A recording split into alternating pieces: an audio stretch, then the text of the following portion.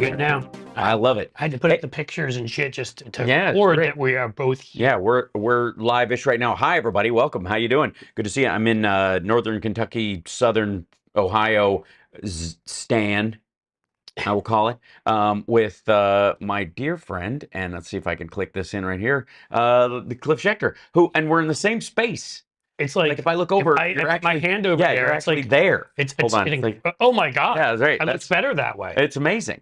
Thanks for having me. Thanks for having me in your humble abode. Oh, and we're very humble. Yeah. we're here in this like a cool loft space industrial thing where I don't know how he did it, but Cliff managed to find a place in and around Cincinnati that looks like a sort of a chunk of industrial Chicago to have his office in, which is pretty bitchin'. It's I don't know if this is a former bank or an insane asylum or both. I think there's a lot. Insane asylum. Yeah, there's a lot. Bank. Gotcha. Yeah. Okay. Yeah, there's a lot of overlapping functions to a building like that.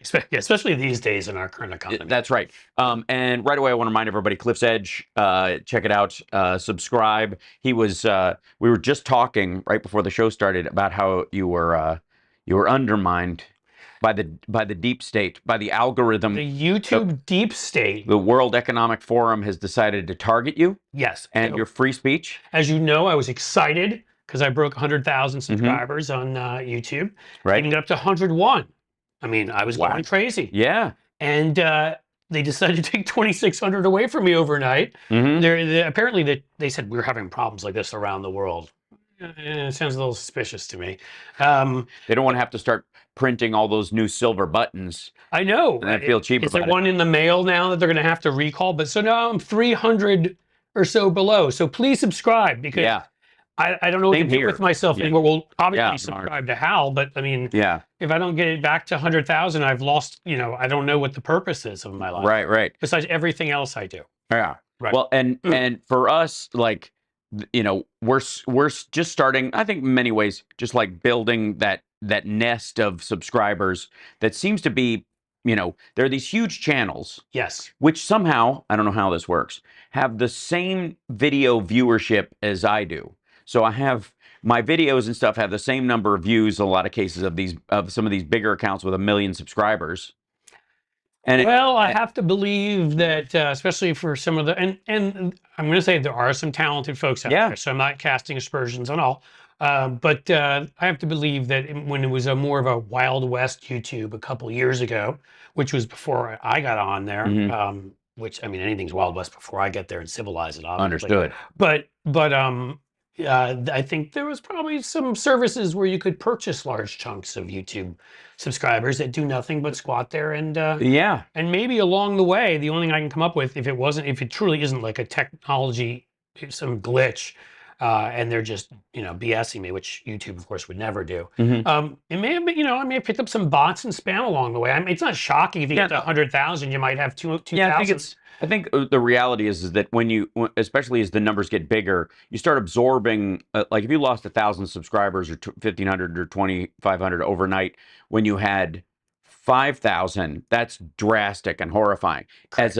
As a statistical average, 2 to 5% of them being phony, coming and going or whatever is not that strange at all. And the bigger the bucket gets, the bigger that shake. In real numbers, it's pretty huge. And hi, chat room. Welcome. Glad you guys can be with us.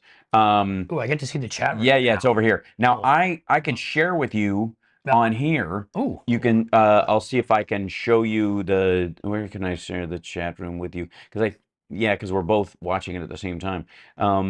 I can go to. So can I go to your YouTube right now? Yeah. You can see. Yeah, you could go to the YouTube and you'll see the chat room pop up on there. It'll be a little bit around the generalized delay that we have there. And just to be clear, the only reason. Go ahead. Sorry. No, I'm just saying hi to people in the chat. Yeah. Well, hello. I'll say hi to you. The only reason it even the whole thing became an issue, and it was sort of partially funny and partially annoying, the disappearing of the subscribers, is if I had been at 40-something, 50-something, 60-something, and I lost 2, I would be like, okay. If I'd been at 120, 130, 105 even, okay. But of course they did it right when I got hit 100,000. so they could knock me back under 100. And you have to request your silver button when you get it. When you hit 100,000. Yeah. So right. I'm glad I haven't, because I wanted to wait and, you know, and get it organically. You're so nice. Oh, I want, you know, I mean, I didn't know for sure, but I wanted to wait and make sure I always with this stuff, make sure it's real. You know what I mean? Like, okay, I'm over 100,000. Yeah. Am I going to turn the Trust thing on but tomorrow? verify with the YouTube gods. Look at you with the Reagan. Right. I was like, am I going to turn it on tomorrow? Is it going to be like 55,000 because everybody just suddenly decided, you know, that they're like, there's rumors out there that I'm really Cenk Uygur. And so I didn't, you know, I figured I'd wait till I got to about 110, something like that. You know, but I like that you get apparently a blue check mark, which means something there as opposed to Twitter, so people will know I am actually me and not Cenk Uygur. Right. Good for everybody, I think. Yeah. And they allow you to sell the merch from the actual YouTube page. Yes, that's a big. So it's a big deal. I've set up separately now, and I have to make sure to remember to, you know, promote it. So you know, but hey, if you guys do your job, if all you kind folks subscribe, I'm only like 300 away. We'll be back in business. Exactly. And then as soon as you clear that 100K again, immediately request your button. Exactly. If anything else happens, you don't get the button for staying above 100,000. You get you get a button for achieving 100,000. So I think if you even bubble up past it, you're just like, grab that thing. You know what I mean? It's fair. I mean, there are idiots out there with like diamond buttons or something like that for, you know, like Mr. Beast. So, and not that he's an idiot, but you know what I mean? There are like people in that. Not doing anything one might consider productive. I think there's the influencer is a word that is thrown around a lot in the YouTube areas. And I have two words I would like to introduce to our audience and to the world. Yeah. One is affluencer, which are these bullshitters online who pretend to be rich. They rent Ferraris and Maseratis and Lamborghinis, and they rent big houses, and they film in them temporarily, or they artificially, you know, post themselves on fake trips, places. That's an affluencer. That's somebody who's selling an affluent lifestyle, but it's basically fake. Lifestyles of the rich and famous, but right. know, and I would argue that then there are also the grifter class. I call them confluencers. And this would be people who either use a lot of whataboutism to, you know, downplay Russia's crimes or what have you, or just in some ways, I don't know, undermine America's standing in the world, be the, you know, America sucks time. Like, I would argue that Hassan Piker is that. I would also argue that Tim Pool is that, you know, that they're confluencers. They are in the con game of influencing people when they really don't ultimately give a shit, which I think they care. Which is the sad thing, is they made it in some form of entertainment. And they didn't have really the talent to make it as just an entertainer who entertained people. And so they're willing to do it with politics, which is so gross, because this is, you know, entertain people with anything else you want, but this is actually something that affects people's lives. Well, I would agree that, and I would say that is exactly the mega churching of politics. Oh my God. Because that's what a mega church pastor is. Someone who takes the deep and abiding faith of a religion and uses it for monetary means strictly, and dovetails it towards whatever their personal beef is. And that's where I add a third term, although the confluencers very much sort of would, I think, overlap with these folks, but I would call them the vain influencers. Sure. And to me, what they are, and sadly, there are some of them right now, some exist on Blue Sky. There are certainly a ton of them on Twitter and other parts of the ecosphere online, which is, they're just building up large accounts to build up large accounts to have people give them adulation and tell them you're important because you have a big account. And they're not, you know, and they say the most trite phrases over and over again, and maybe add in something, you know, some curses or, you know, whatever it might be. They think makes them, and they just grow big accounts, but they don't do anything with it. Right. They don't help anybody. They don't push any cause. It's all about, I've got, you know, this many. And I don't even understand that. Okay, I would argue that in some cases, like a lot of the affluencers are like this. Yes. That it's lifestyles of the rich and famous, or puffery, like going all the way back to like real people, and that's incredible. Just like prurient, or you know, prurient viewership distraction, and that's what The Bachelor is. That's what Survivor to some degree is, even though they're technically game shows. They're really about like just digging into somebody's worth and messing around and believing it or not believing it, looking at wrestling and getting involved and invested in wrestling, or watching it because you know it's fake and it's hilarious. Right. Those are the same eyeballs, different reasons, right? Yeah, there's two sides of the people, and again. The wrestlers don't care. Right.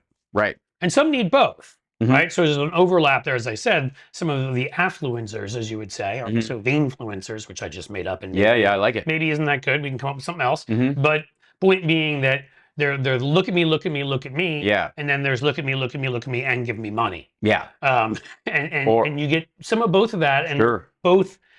But I feel like, you know, politics in a few places has gotten big enough where you can make tons of money. Sure. There's more of the affluencers are out there. You brought up, and again, I don't know. I only know of Mr. Beast from what I see. Right. But those stupid Paul brothers and some of these, you know, people. Right. Like, well, those are they're just making money and pocketing it. And but I would argue that those guys are at least doing entertainment in their own way. They are either gaming or they're creating games like Mr. Beast does or something like that. What I'm talking about are like the Instagram models that are allegedly on the French Riviera when they're really actually at a park in Wisconsin that looks vaguely like the Riviera if you shoot in one particular angle, that kind of stuff, and have never actually left home, or everything is rented. We have a member of Congress like that. What's the Latina Republican from like she from the Miami area, Tampa area, who has changed her name from like Meyerhofer to, you know, I mean, she really has a German background, half German, but she realized if I play a Latina Republican, and she started off as an Instagram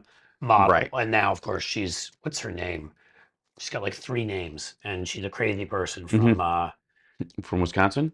From Florida. I don't know if that's where she's from originally, but she's one of those that surprised everybody. I know everybody, and hi chat room. Michael says, I like Hassan. Hassan platforms terrorists, the hell with Hassan, and his whole goal is the same as TYT's, which is to undermine voting. His whole gig. Anna Paulina Luna. Just of course. She started off as an Instagram influencer. Right. Backstory is a lie. Not her real name. Like she's half Latina. She's the one everybody says is a witch.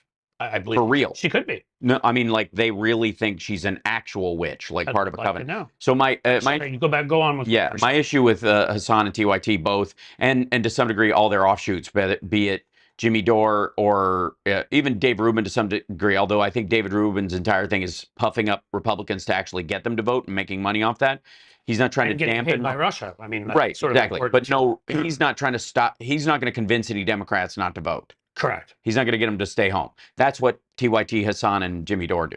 That's their whole thing. Especially now. Yes, that's the result they get. Cenk, you know, always has had part of that has been part of his gig. Yeah. Now it's 100%. I mean, now it's MAGA's not my, you know, they're not my problem. I'm fine with MAGA. My problem is with the establishment. Right. Just leave. Of course, throw out a bland, open-ended word that could mean anything. Well, it's like deep state. It's just a new word. It's the rebranded version of bureaucrat. Correct. Bureaucrat or secret meeting Jews like the Rothschilds. Right. That's the beauty of it, is you can fill in the blank. Yeah, yeah. The gay, you know, what would they used to call it? There was like a gay mafia that gets together, and of course turns us all gay. I mean, I was perfectly happy, you know, married guy with 2 kids, and then they got to me. And I started saying, you know, maybe this is the way to go. Right, right. It's dangerous out there. Maybe, maybe there, if there is no difference between men and women, maybe I don't need to have a sexual preference, and maybe gay people can be converted to straight. That's the inversion of the entire thing. Like, and it flips on themselves. The gay mafia are actually run by Milo Yiannopoulos now, and are trying to pray their own gay away. That dude will get his way into something else. Right. Well, I wonder what it will be next. But so obviously I mean, let's go straight to this. The Matt Gaetz ethics report has been released, ladies and gentlemen. He would have made a great AG. Oh, I mean, just think, look at this stuff now, and we knew it was coming, but and people always like, we knew it. Part of my Reach chat room, I'm going to grab over here. But because I have it on my iPad, And they're the things that you don't like. You don't. I'm trying to say to people, it's kind of like when Democrats make the argument, like, we told them our 4-part plan, and I say, well, did you make it emotional? Did you tell them a story? Why do we have to do that? Because we're emotional beings. We told stories over generations when we couldn't write. That's how we learned to communicate as beings, you know, evolution, all that weird stuff. That's right. You might have studied in school. Okay. So you know, the Matt Gaetz thing, to me, again, it's one thing to know it happened, and then it's another thing. It's not the same thing when you see it in writing, and you can now know there. You now can picture the human beings that were being abused by this person. Right. It's just different. Knowing someone's awful and then seeing it. Yeah. So the paperwork on this, there are a few things where I think a lot of us actually know. We knew this was coming. I mean, and we also knew the nature of it would entail stuff we had already heard, especially, and unfortunately that softens the blow a little bit for, I mean, there's a bunch of people that don't drink from the fire hose of news like we do, right? And like our chat rooms do, and you guys obviously have been aware of this, like Rapey McFivehead nonsense and his grotesque sex trafficking thing and his Joel Greenberg friendship and the fact where's Nestor? And yes, that's true. Well, that's the big question. I mean, can somebody sort of maybe create a meme of sorts? I'm sure you smart folks there, because where's Nestor? He actually is a human being, and I'm partially joking at Matt Gaetz' expense, but I'm partially being serious. Like, where the hell is he? Right. Well, he moved back in with his real parents because he actually has parents. Right. Okay. That live not far away in theory. So Matt Gaetz was just borrowing. Yeah, he was like a library book. Yeah, he was borrowing an underage boy. As you do. House. As one does. Right. If let's say you live in Florida and you've got a lawn that needs mowing, and you're like, where can I borrow a brown kid from a family that will rent him to me? Yeah. And then I can just have, what's the phrase? A rent boy. That's right. Living, as the Brits used to call it. And I remember that was the Family Research Council where the guy's arm hurt, so he couldn't lift his own luggage. This is now about 5-6 years ago. Yeah. It was like their top dude got busted because he had a rent boy who was going on vacations with him. Oh, yeah. Only to carry his luggage. Because he spent too much time as a pitcher. Yeah. And he had some Tommy John surgery in the arm. That's right. Couldn't lift so this obviously perfectly chiseled young man who was with him was simply there. But you can't expect him to use his other arm. No. When there's a perfectly good underaged male, right, with with abs and whatever, and with parents that will let him fly with a stranger across the state. And if he used the other arm, he'd be sort of bent over in that direction. Like the weird M. Night Shyamalan movie where the guy only works out one of his arms. So the stuff, I will say, the report itself is thorough. It is on the nose. They are not dancing around. What double entendres you may fit into your it's expressions hard. Here. Right, yeah. But, we get into double entendre hell and discuss this anyway. Okay, let's keep going. It's very difficult and I realized, I've been in it ever since I was on Queer as Folk, because until I was on Queer as Folk, I didn't realize how disgusting the phrase was. Do you mind if I squeeze in behind you? Could be. Oh, right. I could see where that could mean something totally different. Very fine, and then it's a totally what we're saying here by his report is it's not squishy at all. It's rock hard. So for those that can see at home, it is rock hard, filled with evidence. It is absolutely. It is positively engorged with details. They literally just erected this report this morning. That's right. It is bulging at the seams with details. Shame on both of us. You know what? But shame on us, and yet again. We bring you serious information, but I can't make it through this age of insanity. I don't fit humor into. You know how they? I'm not disrespecting any of the women and anyone that this guy took advantage of in the slightest. He's a ghoul. Just because words are used to lighten a subject does not mean the subject is taken lightly. Exactly. And specifically, I think there was life is too serious to be taken seriously. Yeah. Is I think a valuable moniker and motto of the average comedian, of which I am above. But what you're going to hear on the news though is the summary. What everybody, you turn on the TV and you're hearing about this, the reason you're hearing the same 7 sentences over and over again about what's in this and what could be in this and what's being said to be in this and all this shit is because right here on the 3rd page is a summary of the baseline allegations. And so what they did was, instead of going into the text, which they probably will do later, or they'll leave it up to the nighttime crew to do, they just jump in. And so this is what... You can get Barr to read the summary ahead of time and get, like... make a little smaller, even smaller one. Yeah, Michael. Excuse me.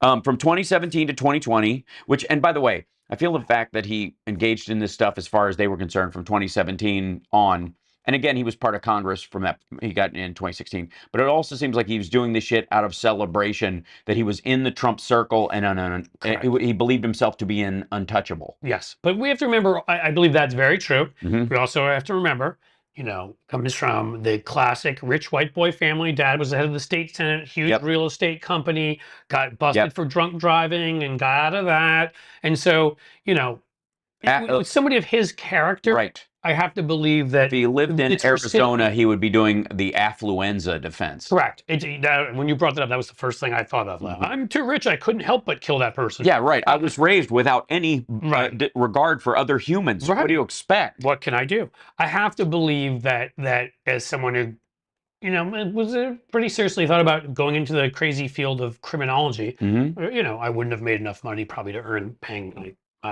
mortgage. But it's fascinating, and I loved it, and I took a lot of classes. Recidivism when it comes to sexual and violent behavior is like through the roof, right? Nobody's like, I do this once. Right. Nobody takes advantage of a 17-year-old or attacks a 17-year-old once. If you did it once, it's like the old thing we used to say in New York where, you know, when I was growing up there, if you see one cockroach, there's 100 more. Yeah, right. Right? If you've done this once, you've done it 1,000 times. Right. Well, and by the way, put a little asterisk next to that thought, and Scott Ritter. Yes. A twice convicted pedophile. Correct. Who had the first one expunged after community service or some shit, but it was the same level of criminality in his second one where he tried to have sex with a 15-year-old or who he thought was a 15-year-old, turned out to be a cop. And someone became a MAGA guy. I don't understand the connection. Went to Russia, where it's allowed, and they basically pay you in sex with underage girls, and they probably also have tape of him while he's there, so they both have blackmail. They've got carrot and stick. I was just making the point, it's almost like I could go on the rest of this show and sit here and say Donald Trump and former Senator Vitter and say Mark Foley, right? And you know, we could Dennis Hastert, right? We could just keep this thing. Dennis Hastert, longest serving House Speaker for Republicans. But most people probably don't even know that. Went to prison for molesting a 15-year-olds as a wrestling coach. Oh, wrestling coach. We're sitting here in Ohio. Jordan. There's a guy up north here for a couple hours. And when he was in Columbus, it's amazing. It's like every time of day he was perfectly fine, but he'd go blind and deaf in a locker room. Right. Could not figure what was going on right in front of his eyes. Yeah. Where a referee literally said... This wrestling injury that made his neck snap to the left whenever sexual assault was happening on his right. It's understandable. Goes on, and if you go into most of these, especially the men, but some of the women too, I mean, you know, you've got, I mean, this isn't underage, sorry about that, but you've got... That's right. You've got, you know, Lauren Boebert playing Hide the Salami inside when she's in Beetlejuice, which I know for me is a very sexy play. It is. I can understand one who really could like that report. Anxious, if you know what I mean. I mean, you can't. Nice model. Right. You can't, exactly. As soon as he comes out and he's like, Beetlejuice, I find myself getting, you know, really turned on. Absolutely. But I mean, if you... It's goth Viagra. It goes, right. Well said. It just goes back to my old theory, not that old, a year or two, but really theory about MAGA, which is, again, it's like you put up fly paper for trash. Basically, even former Democrats, right? Rod Blagojevich goes to prison, comes out, he's now a Republican. You know, JFK Jr. loses his mind, now he's a Republican. Yes. I'm sorry. Yeah. No. JFK Jr. lost his life badly. Yeah, not his mind. And I feel bad about that. RFK Jr., Tulsi Gabbard. Yep. When you get to the treason and criming and sexually molesting phase of your life, even if you're a Democrat, you're pulled into whether you're elected or a regular. Oh yeah, I look forward to Bob Menendez being offered head of the RNC in a couple years. He'll be over there eventually. They all are, because they know that that's their defense against ever going to prison. Well, they also view criminality on that level as a sign of skill, because we all know that Trump thinks if you win a court case because you deserve to win the court case, who gives a shit? That's how it should work. Right. But if you can trick the court and win even though you're guilty, that's what means you're a master. So there's like no impetus for him to behave rightly and sue based on merits. He wants to game and screw the system. But you know how, like, also, I remember reading something way back when about the Columbine murders and how they found each other, these two sociopaths, noticing that the two of them were different than everybody else. They felt differently. They had, I feel like, you know, they remade the Body Snatchers movie with Nicole Kidman and what's his name, James Bond. Right. And if you didn't act perfectly like you were one of them, you showed the emotion, they could spot you. Yeah. I feel like these MAGA folks, they can spot each other, right? Yeah. They look at each other like, That's someone who would commit sexual assault. They should be one of us. That's someone who would rob a bank. Well, they're not. They don't tend to rob a bank with guns. They would do it through computers. But point being, if you have absolutely no moral character, absolutely no empathy, you have something in the most latest DSM release. And it used to be hard to test those things because you had to test people's boundaries person to person. They would act normal in public, but you'd have to have like a weird, it's like there's a episode of Criminal Minds where this, these two killers became buddies, and they like were co-murdering people together, and it was because they were both into underage girls or whatever. And then eventually one of them targets the other's daughter, and that's where they have the break. But the initial part of it was they were having this talk at a picnic, and they just said the right thing, and the other person kind of heard. They know it. The code, right? Remember in the Supermax prison, the Unabomber, McVeigh, and what was his name? Khalid Sheikh Mohammed all became buddies. Yeah. Because again, like, you spot the sociopathy, the lack of empathy, the evil, in others. And I honestly, I really do. I'm not saying everybody who voted for Trump, there's some other reasons, but core MAGA people. Yeah, the Turning Points USA crowd. Right. What they see. Ooh, I hit my mic. Sorry. What they see in themselves and what they know exists in themselves. Yeah. They see in others in there. And even if it's not on a sort of outward level, even if it's not on a conscious level, they're subconsciously attracted to each other. For this reason. So it's not an accident that this is who this party They all think they're great whites, but in reality, they're hammerheads looking for a school, and they can spot it. That's right. Right. They all look for that white-eyed look. So my argument is simply it's beyond politics at this point. So the other, it's actually about character completely. So the other things that are coming up in this, and I want to get through some of these, and we'll discuss as well. And by the way, you're watching Hal Sparks Mornings Mega Worldwide, a special live-ish edition at Cliff's office here in an undisclosed location. All the stuff you normally see behind me, and some of it behind me. Right. So from 2017 to 2020, he paid women regularly for sexual activity with him. That's the primary one. In 2017, he engaged in sexual activity with a 17-year-old girl, and during the period in 2017 to 2019, Representative Gaetz used or possessed illegal drugs, including cocaine and ecstasy, on multiple occasions. Representative Gaetz accepted gifts, including transportation lodging, in connection to a 2018 trip to the Bahamas, in excess of permissible amounts. In 2018, and by the way, this is one of the girls that went on this trip, assumed that her trip to the Bahamas was payment for sex with him, and she stayed behind or whatever. They do have a term for that. Yep. In 2018, Representative Gaetz arranged for his chief of staff to assist a woman with whom he engaged in sexual activity to obtain a passport, falsely indicating to the U.S. Department of State that she was a constituent. And Representative Gaetz, knowing, and that's the same trip to, by the way, to the Bahamas. Knowingly, Herschel Walker will be there if it goes again in the future to obviously as their to run interference for him, knowingly and willfully sought to impede and obstruct the committee's investigation of his conduct, and he's acted in a manner that reflects discreditability upon the House, which is ironically and hilariously odd. Now, there are also that's the primary stuff. That's the stuff they went after for. And by the way, it is also largely the reasoning why they released the report at all, because he had left office. Yes.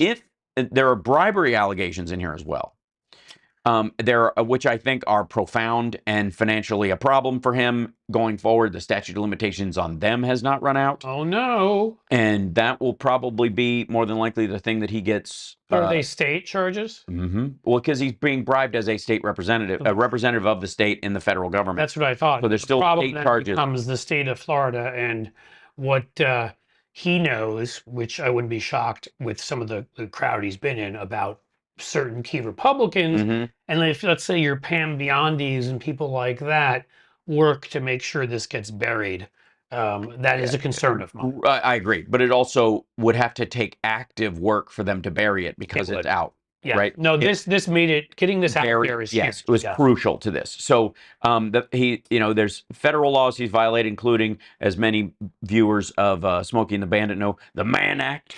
It's kidnapping. The Mann Act. That's such a good old school reference. Yeah, thanks. Yeah, right. I haven't watched that in too long. It's I get back to it. It's so good. Man. And the Florida state laws.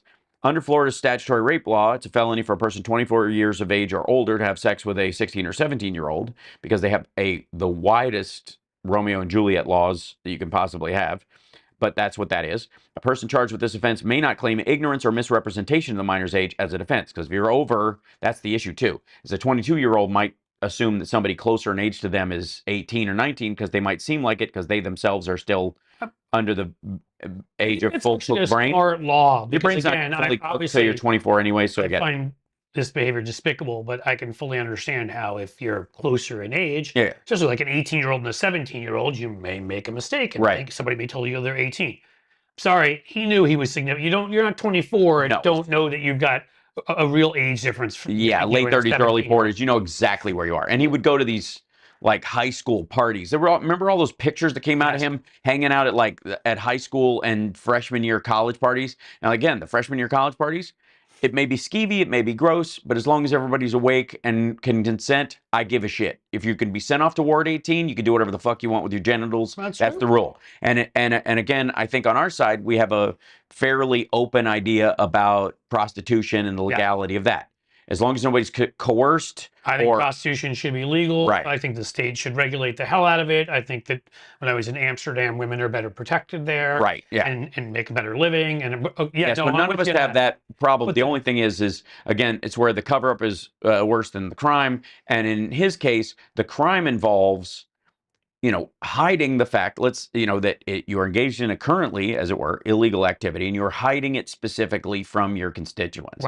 And you're making an active choice to do that, and you're using financial means to do it. You're paying them to basically... You're bribing people not to... Well, look at Trump's charges for $140,000, paying her directly to shut up. To some degree, paying for sex on Venmo using another thing, right? Remember, he was saying, like, tuition? If only he had used PayPal, it would all be okay. Yeah. Peter Thiel would have wiped it out. Right, in a second. Oh, yeah. Peter and Elon would have been like... Well, if you'll recall... And again, this goes to like how he should have used. Is there like the Twitter Pay or something? He should have used. Some people are just. It's not even the criminality that bothers me. It's just you're too stupid to run these offices. And what was it? David Petraeus. David Petraeus's Gmail account got hacked. That's how people knew he was having an affair, and that he was giving her classified information because the asshole had a Gmail account. Now you're head of the CIA, and you don't know Gmail can be hacked. I'm more concerned about that than I am about what you do in your private life.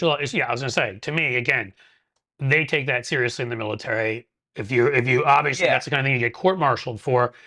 I don't care as much. I mean, I think you may think you're skis for doing it, but I don't care as much. The sharing the classified info, that's where I have a problem. Yeah, and the fact that you don't know that Gmail can be hacked means you shouldn't belong anywhere near the CIA. Dude, come on, it's not AOL, it's Gmail. Right, yeah. I mean... You've got mail. Hey, that would have been awesome if he was using dial-up to share it. Got classified information. Right, yeah.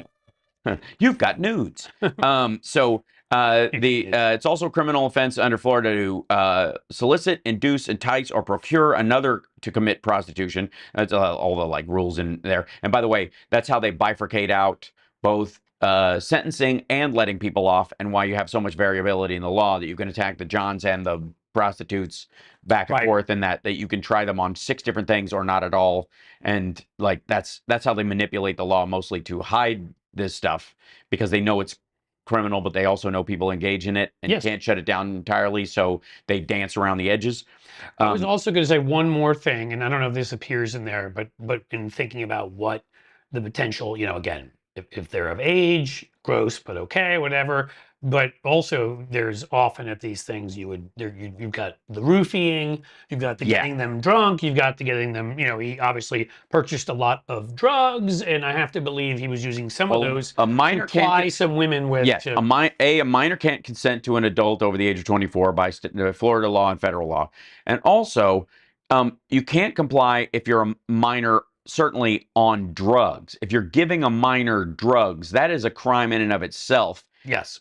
And one of the reasons why it's a crime, always a crime, is because of all the stuff you can do to them after if they're drunk or on drugs. Like you contribute to the delinquency of a minor. That's like there is a reason there's Valium in this Kool-Aid so you can get them in the van. It's more about what happens after than just teaching them to smoke. Like it's you literally either you or if you leave someone in that state, wandering around, you can be held liable because obviously something happens, or they wander into traffic. Done something, you're right. Right. I mean, yeah. So there. I mean, there's a bunch of stuff about him getting these trips that are also in there, and they go through the rules on it, like was it House Rule 5341 of Title II about members getting, you know, flights and other things paid for, all the stuff that should apply to Clarence Thomas. Right. And Alito, who got some nice free flights to Rome because when you're an Opus DEI hire, you get away with lots of different things. My Aunt Sophie said, go to Rome. I'm going to go to Rome. She said, go to Rome. I mean, I went to Rome this past summer, one of my favorite cities in the world. The Catholic, the right-wing Catholic lunatic Opus Dei folks, the ones who are whipping themselves in fun movies with Tom Hanks, they're not the ones who paid for it, is just my point. So, and I'm not in government. So one of the things that aligns with what, you know, like where Matt Gaetz, like so according to this report, he and Joel Greenberg became friends in 2017, right after both of them took office. Now, I don't know if they had a history before this, but it seems as though that, you know, at the very least, they made fast friends and jumped straight to the fuck around part and worried about find out later. Yep. And they all got like he went with him to the tax assessor's office where IDs are made and all the materials to make IDs are stored. So he got involved in that too. So he got Matty boy. So Joel Greenberg, who I call the Timu Jeffrey Epstein, and because Matt Gaetz seemed to want to be Timu Donald Trump. Like that, if you look at the parallels between Trump and Epstein and Greenberg and Gaetz, it's almost like they've got a map to where they want to go, watching what Epstein and Trump did. How do we develop power, have parties, even these parties themselves? So which I'll say quickly, by the way, what frustrates the hell out of me beyond, like, you know, I'm not just sitting here like, I want revenge, I want retribution. I mean, these people are horrendous human beings and should pay for everything. And yeah, that'd be nice. But again, it's always the message it sends. Because if Epstein in the end got away with it for as long as he did, and Donald Trump for as long as he did, and then, he got elected president, so it all gets wiped away. And Epstein, you know, dies in prison and, you know, but never had to answer for the charges. The message to other guys like that, again, yeah, you got to die of something, so you might as well go out big, go big or go home. Look at the message. I mean, again, not to say there was a conscious one, but look at the same exact behavior from Elon Musk. Yeah. I mean, sexually harassed employees, at least one employee of SpaceX, and settled that case. I'm sure, again, like cockroaches, if there's one, there's many. Right. You know, he's got 47 kids, like 2 talk to him. You know, I mean, he has engaged in numerous worker violations, from locking them into in factories to busting unions. I mean, he's broken all sorts of laws, allegedly. And I only have to say that. Well, no, I don't have to in the sexual harassment case, because he settled that. Right. And he settled certain other ones. But again, these powerful, rich, just asshole men, the message you get is, if you don't have a conscience, you know what I mean, and you do not have any empathy, you look at these guys and the message is, there's no consequences, I can do it. Well, and also there's a consequence to half measures. If you half-ass it, you're going to get caught and get busted and go under. But if the minute they catch you, you're like, I didn't do this, and she's a liar and a whore, and they're wrong, and da-da-da, and you throw accusations like an innocent man, and you throw caution to the wind entirely, and you're just a bloviating asshole about it. Yes. The theory is, at least under Trump and to some degree Epstein, that the boldness is what protected them. And so the lesson learned from that, and by the way... Isn't it the worst part, I think, of actually overall what people have learned, who are criminals, who are... Up until this report was released, that's exactly the lesson that whoever was following Gaetz might have learned, because he was all set to go to even dodge this bullet and go straight to OAN for a paid gig, and then still have his stupid firebrand talk show. No, he's not going to go to OAN still. I mean, I'm fairly certain that's going to die. If he's not in prison, it is OAN. Yeah, but the grind will be gorgeous. Like if they do take him on. I actually want him to go to OAN. Oh, me too. Yeah, I don't care. I mean, I try to say to people, like, you know, there's Fox News, Sixth Circle of Hell seller, you know what I mean?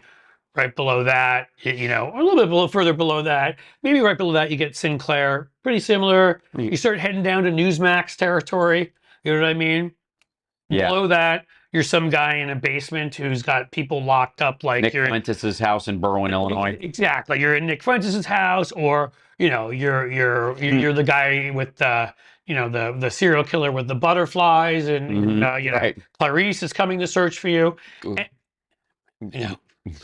Right. well, hello, Clarice. Yeah. And then right at the bottom below all of that is where OAN resides. Sure, yeah. Where DirecTV is even like, we're not even going to put that shit on. It's owned by Rupert Murdoch. Yeah, and the Craigslist of the internet, wing of cable TV. So I think they may actually like the notoriety, and they, as long as if he's in prison, it's different. But if it's while he's on trial, well, I'm just saying, OAN. I honestly, I think it's hilarious if they do take him on. I do think there's a room for them to start distancing themselves, get the attention, and then because they broomed him, they could get rid of him, bring in somebody else on the margins that's like that. Like, how many of these dickheads are around that you could pull out of nowhere? That guy literally is like a machine that reproduces them. It's like, It's like the cotton gin for fucking these people. Yeah, for creepy douchebags with too much Botox. And so they could replace him, get the points for even giving him the show in the first place, and then go, well, it's the underage girl thing, which, by the way, is why the report was released. So the reason Hastard's report was released, the reason Foley's report was released after he left, was because it involved underage sex. That was the primary reason. Anything short of that, anything short of live boy or dead girl, right? There was a time that was a saying in DC, and it's not even always true anymore. Yeah. So this is a part, and I think it's worth sharing, and I want to get Cliff's opinion on this chunk of it. And this goes with what we're kind of talking about Gaetz and Greenberg. By the way, hit that like. This is Hal Sparks Mornings, Megaworldwide. Like, subscribe, give a thumbs up, support the show, etc., etc., etc. Yeah, do all that stuff. Patreon as well, and then subscribe so I can hit 100,000 eventually, even if I only have it for a second. If I have it for this long, I'm filing for my. He's getting that thing. Yeah. Hal's not far away. Hal's at, what are you at, 80,000? Hal will be there soon enough. And my current pace, he may surpass me getting there. Well, I may drop down too. I don't know. Who knows? So this is one, Representative Gaetz' arrangement with Joel Greenberg. The committee's record shows that shortly after he was sworn into Congress in 2017, Representative Matt Gaetz became friends with Mr. Greenberg, who had also recently taken office as the Seminole County tax collector. According to Mr. Greenberg, the two met at the house of Christopher Dorworth, a Florida lobbyist. It just gets so deep state. Okay. Mr. Greenberg and Representative Gaetz frequently attended parties and other gatherings with young women in attendance. Many of those young women were initially contacted by Mr. Greenberg via the website seekingarrangement.com. And in parentheses, it says now seeking.com. What? So in case you want to use it, you don't go to the wrong thing. So they changed it from seeking arrangement so that none of the police or anybody like could find it. To just seeking. They're very tricky. They're like, if we just make it drop seeking, the arrangement, the investigators will get lost. The arrangement is the legal problem. Seeking is not a crime. Arrangements can be, depending on what you're arranging. I think it did. That is exactly right. Cause Merrick Garland to get lost for 3 months. Sure. And Mr. Greenberg subsequently introduced the women to Representative Gaetz. Seekingarrangement.com advertised itself as a sugar dating website, and that's in quotes. Sugar dating that primarily connected older men and younger women seeking mutually beneficial relationships. Mutually beneficial. Like it. The website was generally understood by many of the women interviewed. Benefits? Is that what we're talking about? No, we're talking about paid benefits. Yeah. At minimum, that were generally understood by women interviewed by the committee to involve, at minimum, an exchange of companionship for money. There have been prosecutions against individuals for sex trafficking that originated with contacts made through Seeking Arrangement or similar websites, and some have called for the website to be shut down due to its facilitation of prostitution. Platforms such as seekingarrangement.com are known to, quote, make it easier for traffickers to exploit victims and connect with buyers. Now, that is in the sort of anti-prostitution push that got rid of, say, like Craigslist and other stuff, which ended up in, statistically, according to anybody who's looked into it, it seems because Daily Beast has a regular, I don't know what her name is. I'm sorry, I don't. I should. correspondent who was a porn star and a prostitute, and she writes about the sex industry. And when this was coming, when they were outlawing, I used to have a column there until about, I want to say 2 years ago, 3 years ago, and maybe she came in there after that because I have no idea who that is. She makes the case in a couple of these articles. We talked about it at one point, I think, when all this stuff started coming up, that they were kind of like, they were asking her to come back and write articles about seekingarrangement.com or whatever it was, the sugar daddy website. And her point about this was that getting rid of those websites makes it actually less safe, because there's all these checks and balances and verifications on sites like that that don't exist on, in other ways. Darker corners. Yeah, exactly. Right. So it's safer for them to be able to make these arrangements online, because they can check somebody. They can even meet them. There's a record. So if somebody does something, if they disappear, they know where they were. Right. And theoretically, as long as the person who's engaging this isn't a sociopath or something, they don't care if they actually care about. And I have no doubt in any of these situations that sex traffickers would try to take advantage of them. But again, that's throwing the baby out with the bathwater, as it were, according to the articles. And I just have to say something quickly, just because of so many years spent doing public relations, writing ads as a Democratic consultant. Again, when you look at the panoply of folks we have spoken about, when you look at just the vast arrangement, the long list, how many Democrats can they find who've done the same thing? I mean, they'll run to Bill Clinton, and I will say right away, I worked for Bill Clinton, so full disclosure, on his reelection. It was my first race out of school. Well, his behavior with women, I think, was gross, even though I liked his presidency in a bunch of ways, but not underage. Again, and consensual. Yes, consensual, not underage, taking advantage of a powerful relationship and, whatever. But that's the one they go to, and that one is nothing like this. And what else to that? Is there any other case? Like Anthony Weiner is maybe the one case. Yes. So that's the only one I can think of. These are all, and I'm sure, I can't think of everything. So there's probably 3 or 4 others out there, whatever. Okay. But just think of like the number of their incoming Republican president who walked through dressing rooms and bragged about it, of teenage girls while he owned the pageants, right? Yes. Trump has bragged about this. Well, yeah. I don't know if he touched 15, 16-year-olds, doesn't matter. He walked in while they were changing. Walked in and he peered in on them while this was going on. While they were naked. And he talked about it on Stern. Right. And we talked about, he bragged about it. We talked about Denny Hastert. We've talked about Jim Jordan. Yep. I mean, we're not even, Mark Foley maybe going back 20 years, fine. But we're not, but like, even of the more recent people, I mean, Pete Hegseth.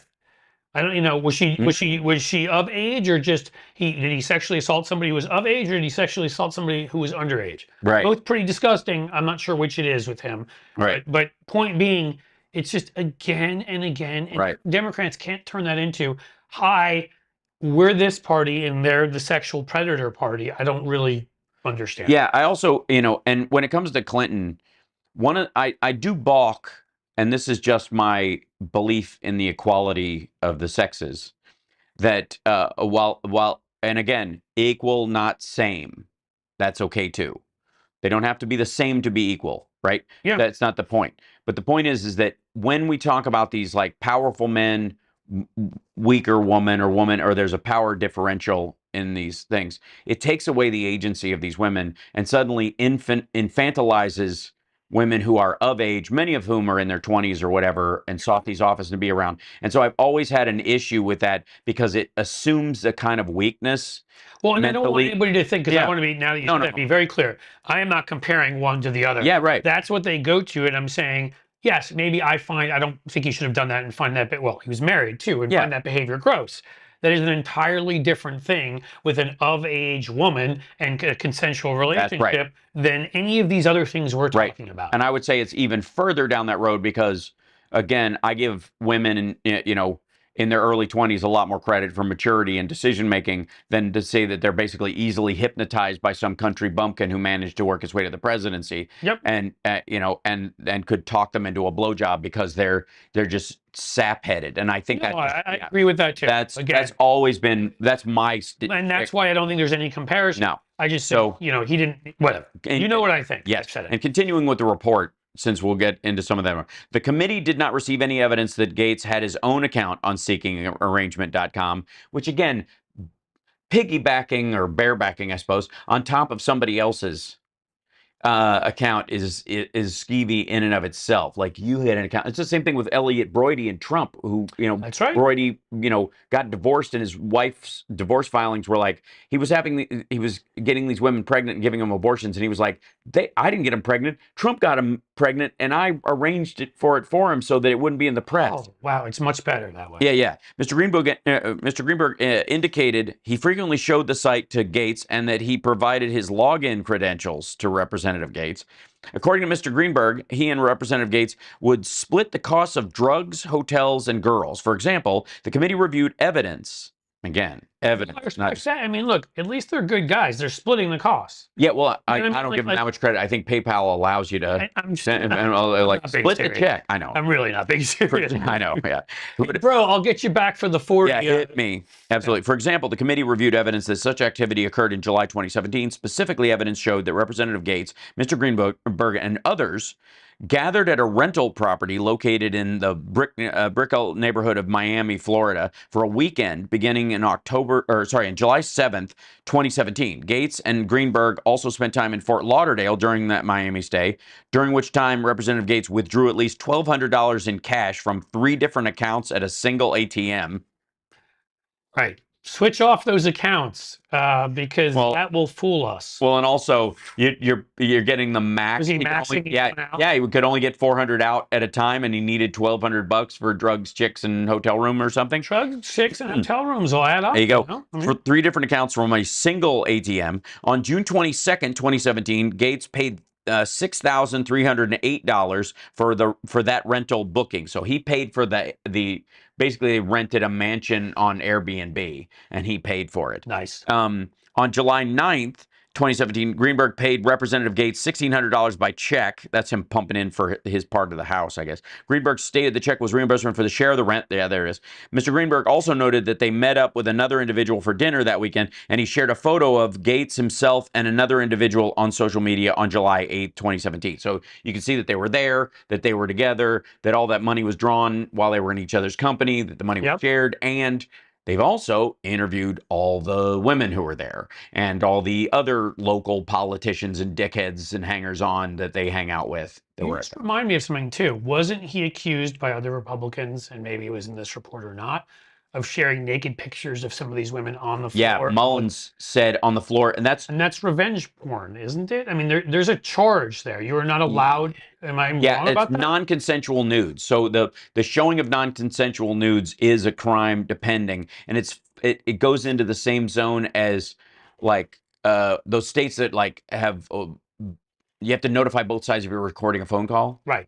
Some states are like that. Yep. Some states, you only one side has to know. They can record the other side without telling them. It just depends on the state. Depends on the state. But in this particular instance, in D.C., because it's federal law, I think it's a federal crime to show non-consensual nudes. That's why it was an issue with Marjorie Taylor Greene posting those pictures of Hunter Schlong into the congressional record, because that's not non-consensual nudes. Because she needed to share her dreams somewhere. I would argue that his biggest lawsuit, and this is probably something he does next year, is sue all those people for displaying non-consensual nudes. He did not give them consent to display them further. Just think about the violation. Fucking gross. They're such disgusting. It's so fucking gross. I mean, right. And especially considering what we know about Gaetz and Marjorie Taylor Greene barnstorming the fucking country. Right, and Marjorie Taylor Greene and the tantric gym rat and the news anchor and all the cheating on the husband with anything that moved. So maybe she should, take care of herself first. Yeah, right. So whoever did that, by the way, ew. But go ahead. Yeah, so the committee received evidence confirming that Gaetz at times personally made payments to women who attended parties with him and Mr. Greenberg using various peer-to-peer electronic payment services, as well as checks and cash. Checks. What are you, 70? Good Lord. Checks. I thought this was the new firebrand youth of the Republican Party. Checks. I mean, this reminds me of, one of my favorite stories I like to tell non-Cincinnatians, which you may not even know. Oh, yes, of course I do. You know where I'm I know where you're going. You know where I'm Absolutely. going. You have to understand, wait. I hosted Talk Soup, and that's right. and when my dad ran into the gentleman you're about to bring up at a party, he said, "Hey, I'm Harry Sparks. I'm Hal Sparks' dad." And this person said to him, "You know, he saved our ratings by playing with our clips and not being a dick to me." That's cool. He was very nice. Of course, I'm bringing up Jerry Springer, who the most famous, infamous, call him what you want. I met him a number of times. The nicest guy, Yeah, sweetheart. Who was a mayor of Cincinnati, and was such a good broadcaster after that. So he went to a brothel in northern Kentucky, and he wrote a check, a personal check. So when they raided the place, right? You know, yeah. But after that, he became this Emmy award-winning commentator, and that's when they brought him to Chicago to do his show, which originally was supposed to be a serious show, and that's around the time, you know, of the, call it whatever you want to call it, the O.J. Simsification of America, or whatever. They started realizing we can have him do a serious show, or we could be like three-legged lesbians who are fighting with each other, and you know, and that's what they had him do, and he made millions of dollars doing that. But he, I think it's one of the reasons that's hurt us. He passed away. He used to pump so much money back into the Ohio Democratic Party because he was so progressive. Right. Like he used to fund so many things. Yeah. And it's a shame that we need that in our system. Morton Downey Jr. was on a hard fade at that time, and his show was sort of a meaner version of what Springer was doing, you know, without the kind of absurdity. And so they're like, what if we did kind of a cartoonishly silly version of what Morton Downey Jr. is doing? And with a nicer guy who's not a complete, you know. Yeah. Actually would do that little thing at the end where he'd be like, Springer's. Everything you just saw didn't really happen. Yeah, right. But the point being, nice guy, all of that, supported great causes. And I thought of him because of the fact that that you brought up the personal check. Not his best move, but in the end, that's what led him out of politics to a career of making millions. Right. So maybe the right thing to do. So where is it? Okay, sorry. Okay. And Greenberg was indicted on charges related to his misuse of motor vehicle records and identification documents in his role as Seminole County tax collector and his attempt to falsely accuse a political opponent of being a pedophile. He was additionally charged with sex trafficking of a child himself, victim A, wire fraud, bribery of a public official, theft of government property, and related charges. Now, where was that from? That was him making fake IDs for underage girls so that they could fly on airplanes or go out of the country. Isn't that a federal offense too, or is that just that's what I thought. It has to be charged as a federal offense in the other state, because the state has to charge. So you cross state lines. So they got to prove that it was there. So that they would have to, Georgia or somebody or the Bahamas would have to file a lawsuit, I think, unless they catch him in the act of doing it, that kind of thing, and you could prove that they knowingly blah blah blah. And so part of that might be that they just went for the state charges because there was plenty to hang him on there, but. He pleaded guilty to 6 charges, including sex trafficking of victim A, in May 2021, but his sentencing was delayed until December of 2022 due to his ongoing cooperation in several other matters. That would be this. As part of his cooperation, he provided information that was ultimately corroborated and ended in successful prosecutions. That's number 44. What they're referring to there is... committees acknowledged there were concerns regarding Greenberg's. Representative Gaetz was also warned that Mr. Greenberg was not an entirely trustworthy individual. About Joel getting in trouble one day. Gaetz was aware that it was not smart to be hanging out with Joel because he wasn't a very upstanding person. Interview of Woman 5. Mr. Greenberg's personality was not that it really... with that guy. I'm sorry. Go ahead. Greenberg exists in a manic state. Gaetz and in many other conversations and concerns about what kind of guy Joel Greenberg was. And Greenberg would walk around with a bunch of young women as he met online and things like that, according to Christopher Dorworth. And again, the only reason Gaetz started distancing himself from Greenberg, besides the fact that he knew people were tipping him off that he was being investigated and that the investigation was getting close, was that Greenberg was too loud about it and he was going to get them all busted. That was That was the upsetting part. Yeah, wasn't what he was doing. You don't want to get caught. Yeah. So there's a chart even on this thing. I'll show everybody this. That this is a chart of the women that were paid, the amount, and the time frame, and it totals. Oh, so we get up to woman number 12. Yeah, it totals somewhere in the order of like between this and drugs and the rental apartments, $90,000. $63,836.58. Who gave you the 58 cents? Everybody up top. Sorry. Oh, I didn't know we were actually. That's right. You don't love that. Yeah.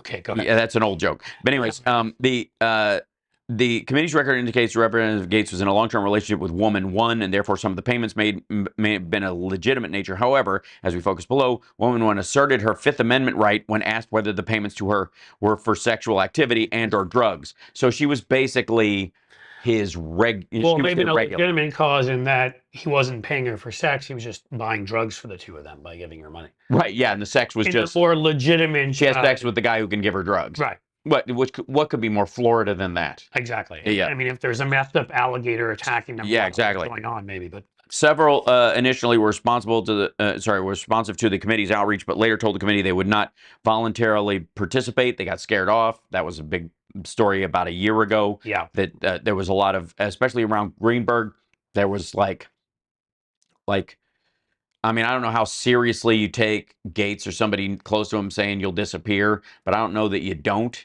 Right. I think more it's just that will wreck you or will ruin you. You're not really sure. All we got to do is... Has that kind of power in government and it's a powerful family. I think you have to take it seriously. Yeah, I think it's more like we'll dox you and some maggot will knock you off, which is the real scare.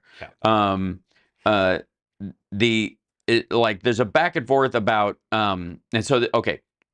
Representative Gaetz refused to answer questions about his relationship with the women involved. There was, however, evidence that he understood and shared many of the women's transactional views of their arrangements. In one text exchange viewed by the committee, Representative Gaetz balked at a woman's request that he send her money after he accused her of ditching him on a night when she was, quote, feeling tired, claiming she only gave him a drive-by.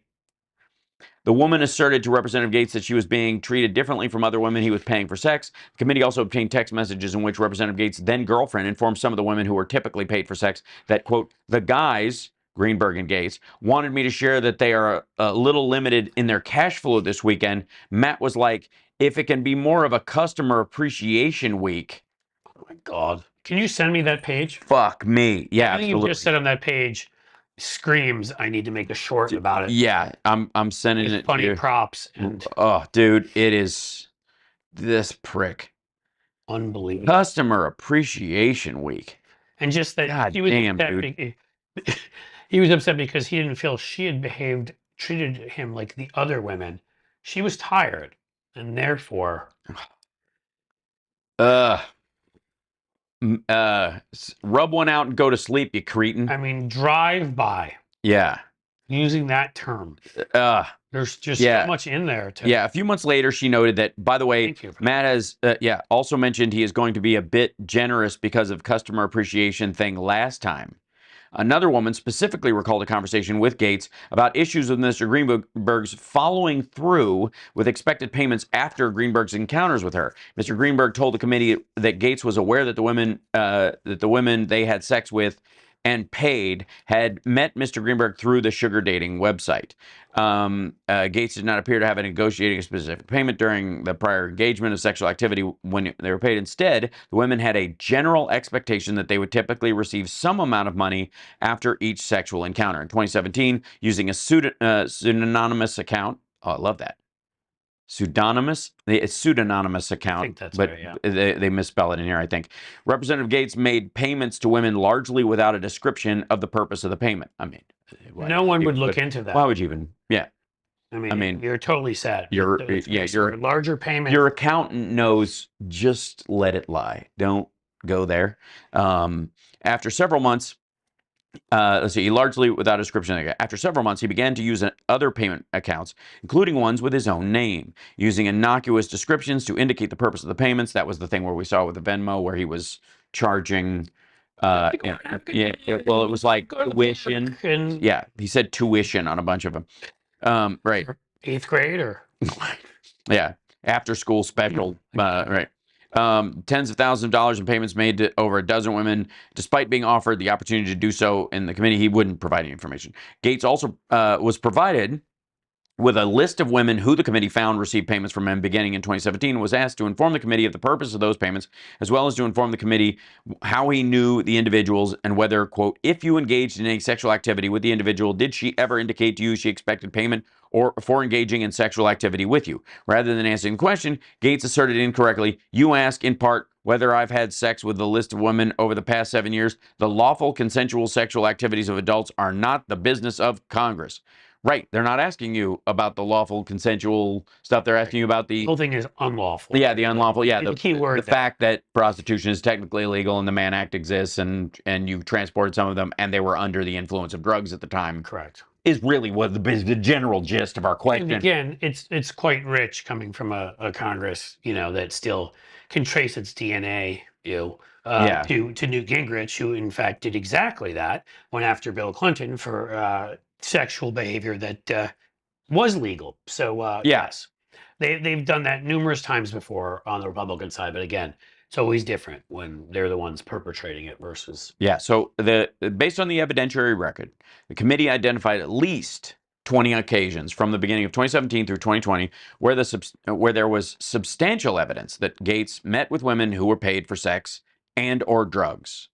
The committee also received testimony related to multiple additional events, trips, or parties where Representative Gaetz may have paid women for sex and drugs, although the committee could not determine the specific dates or locations for all of them. That's kind of the point of a secret drug party, I would guess.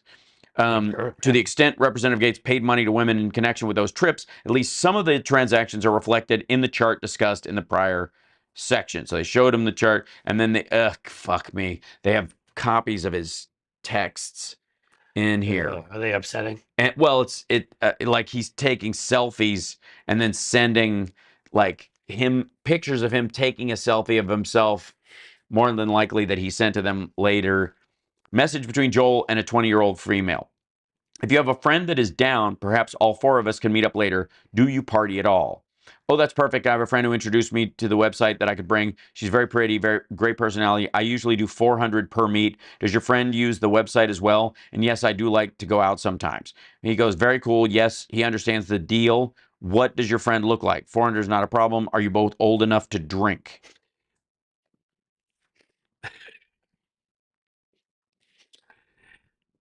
And what is wrong with these people that they can't go and meet women or men, whatever, whoever they're interested in? Well, in a normal sort of interactive way. I'll tell you what it is because the Republican Party has this illusion of Christianity and family values for so long that even though that ship has long since sailed, obviously, they still operate under the illusion of it. And I think there's an element of kink to it when you go, it makes sex dirty. Yeah. And, Alan Watts said that Christianity is the highest form of kink because nothing is kinkier than making sex dirty. And so it makes it more fun and exciting if you're sneaking around and that kind of shit. And so it drives up the illicit nature of it. That makes no sense. The libertine sexuality where the woman is completely at agency is not interesting to them. Right. It is to us. I would like to say, as a Democrat, I'm like, I think it's awesome. The whole point is that the woman wants to be with you for you and is attracted and interested. That's kind of the point. The rest of it's a lot. Relationships are supposed to be based on that kind of mutual attraction. God forbid. We call normal relationship. Right. Okay. So what do you have in mind for tonight? And this is the girl. Greenberg sent the picture of Gaetz taking the selfie and said, "My friend. Ooh, my friend thinks he's really cute," which is so not true. Like, well, no. I mean, she's going to get paid. Come on. If you're going to make some money, he's down here for only the day. We work hard and play hard. Have you ever tried Molly? Oh, we've made it to Molly. Fucking hell. So, they received evidence indicating that the 20-year-old woman in the above message joined Greenberg and Gaetz at a hotel in Florida less than 2 weeks later, and her initial encounter with Gaetz, that was their initial encounter with Gaetz. The committee's records indicates that Gaetz also invited another woman who he regularly paid for sex to meet them at the hotel without disclosing to her that others would be present, which is why she was like, what the fuck is this? And came out and I guess testified against him because whatever. The other woman, who was 21 years old, had recently asked the congressman for help with her tuition. She recalled that Gaetz agreed and told her to meet him at the hotel room where he would provide her with a check, which according to the woman was interesting because he had normally sent Venmo payments. What happened? Did he go over the Venmo limit? I love. Oh my gosh, Michael, thank you so much. Run your subwoofer up and hold on. Simple 2020. Thanks for the he's awesome. Super chat. I appreciate that. He's been very generous at mine too, Mike. Oh, that's great. You're a fantastic guy. Oh, I appreciate that. Thank you very much.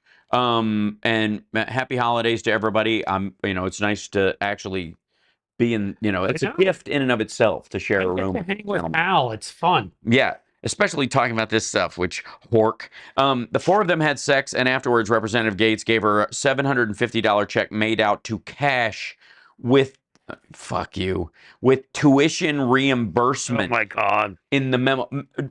Hold on. Tuition's one thing, right? Okay, I'm just paying her bills. Right. Fine, whatever. Reimbursement, you like. Sorry, this was for what she taught you? Yeah. It was tutoring me. What's going on? Fellatio? What is trying to get a tax write-off? Right. Tuition reimbursement. Get the fuck out of here. Like, again, everything matters. Like, think about what a douchebag he is. And think about why he would write, instead of just tuition, which is fine. Like, that's what it's for. Right. Why do you need any more than that? No. Covers it? He does. Yes, that's the thing. He put tuition reimbursement for only one of two reasons. One, he was making a gross inside joke. Or he's fucking dumb. Just on that face. Like, he thinks tuition reimbursement. Mutually exclusive. It's like those things where, like, people think the more flowery and multisyllabic words they use, it makes them sound smarter. So putting the word reimbursement is like a scatter shot. He kind of just named the entire Republican Party. Which is, I'm not even making a joke. It's so fucking dumb to start to use these larger words. Son of a bitch. And I know. We're not going to be able to get through all of this today, and there'll be plenty to cover. And I'm sure, by the way, Cliff's Edge on YouTube, subscribe. Help us grow these channels. Yes. If you would. Yes. But in this process, here's the thing. Okay. Again, I'm not here to yuck anybody's yum.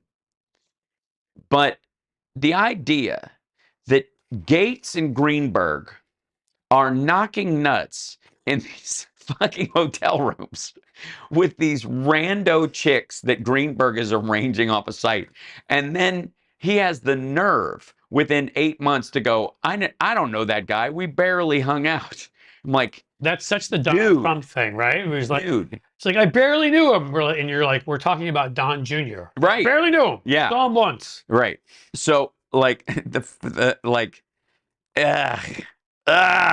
so awful. So, anyways, the biggest part of this, too, is Gaetz paid for women to travel to New York City in January 2019 to meet up with him again and his then girlfriend.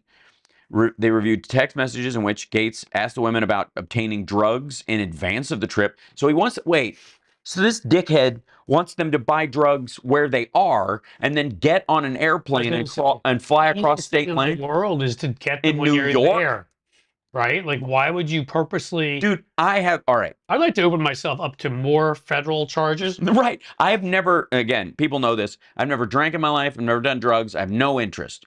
But even I know that I could find almost any drug in less than half an hour in New York City if I needed it or wanted it. Well, yeah, especially now. But even that, whenever this is from, I'm probably 2 comedians away from any drug. Yeah. Oh, easy. Like you just, like, if you elbow the right person. I know a few of your friends. I think you're one comedian. No, I'm just kidding. Right. Not naming names. Right. No. I just mean as far as delivery. Yes. You know what I mean? Like a known comedian gets his from a lesser known comedian that has a side hustle that allows him to practice comedy. Yes. Because he makes money. I have to admit, for me, look at us, just a couple of innocents here. I'm not on your level. I did drink, and I do drink, and I don't drink a lot, but I like tequila. I have a few things, and here and there some gummies. But I've never done any of the harder drugs, like anything beyond weed. I've never. So when we're talking about things about Molly and stuff like that, that I have to admit, that's out of my ballpark as to how one ascertains that. Or not ascertain, how one gets a hold of that, and why would you obviously these are different scheduled drugs, and some of them are more serious. And even why would you want to bring anything that serious on an airplane? Yeah, that's the other part of it. Even I know that there are smarter, more efficient, safer, and more secretive ways to achieve the goals of the things that he's doing, which just points to the fact that either A, he, again, is too fucking stupid to be in any position of power that requires any responsibility because he's that dumb. Yes. And he will endanger himself and the rest of the country because he's that much of a fuck up, which is entirely, it could be just that. Could be. But also that there's an egomaniacal reason behind this. Yeah. That he completely is like, nothing's going to happen to me. No, fuck you. Right. And again, it's that mindset of the rich, spoiled, daddy runs the state. Yeah. I got like basically, you know, snapped out of a drunk driving charge others wouldn't have. He just, you know, he walks around with impunity. Right. The guys that walk between the raindrops. There's too many of them in power now. Yeah, yeah. And the interesting thing is that they all have this, you know, Gans at the end of 48 hours. I can't believe it. I get shot. You know. I know, right? It's so surprising to them. But you're being, like, again, part of the reason he was distancing himself, apparently, according to this, was Greenberg is a loudmouth and is flashy about it. He's even more flashy about it than Gaetz is Epstein. Bad, you know, I mean... And Gaetz was terrible. Gaetz was showing these same girls pictures of them, and you could tell, maybe it was contagious. Maybe that was part of it, too, is that he recognized after a little bit that, like, that somebody, maybe it was Mullin's, one of the people who were like, fuck off, dude, on the floor. Yeah. Was like, then you know, again, I don't, it's Mullin's, right? Yeah, I don't have Mark Wayne. Mark Wayne Mullins, yeah. So anybody who's got a double name, I enjoy right away. Yeah, he sounds like a serial killer. Or the Dukes of Hazzard, or you're a serial killer. Yeah, yeah. Yeah, as opposed to all the other Mark Mullins out there, you know, haven't committed a federal crime. Right, who just go by Mark Mullins and don't say, I think I'm going to stick Wayne in the middle of it. Yeah, right. Kind of a lot more normal. Yeah, yeah, just so that the newspaper doesn't get sued, which is what that's about. But Mullins, I guarantee there was a conversation with, because he even says it, like he was like, fuck off to him on the floor when he showed it to him, like, I'm not interested. And you could tell that there was, there could be a light bulb moment where maybe Gaetz thought he was untouchable in these areas, but that guy's kind of Mullins a big guy. He's forceful, and those guys. He likes to fight. He almost got in a fight with the Teamsters. That's right. And that thing, like he's a. Yep. So he's kind of he's got his own douchey reflexes himself. But you can see how Gaetz would think seriously about how that guy acts. Yeah. And so I guarantee Mullin's second conversation was with McCarthy. Oh, I'm sure. And McCarthy got this right into ethics. Well, remember, you can look at the timeline. This is what people need to understand about everything that was going on around them. The entire battle over whether McCarthy would become speaker was a proxy battle. Oh yeah. I mean, what Gaetz wanted was him to guarantee that all of the charges would be dropped. That's right. And that he would shut everything down at the ethics committee, and he would not make that.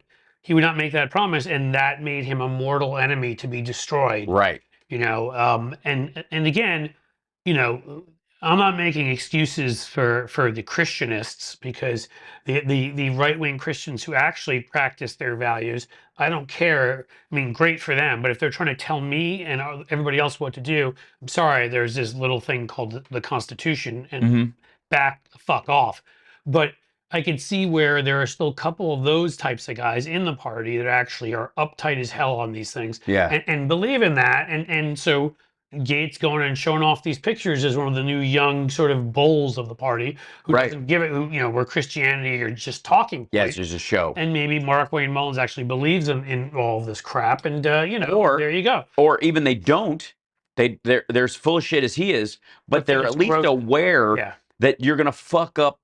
You're gonna break the veneer. You're gonna fake. You're gonna show everybody we're all frauds. That's right.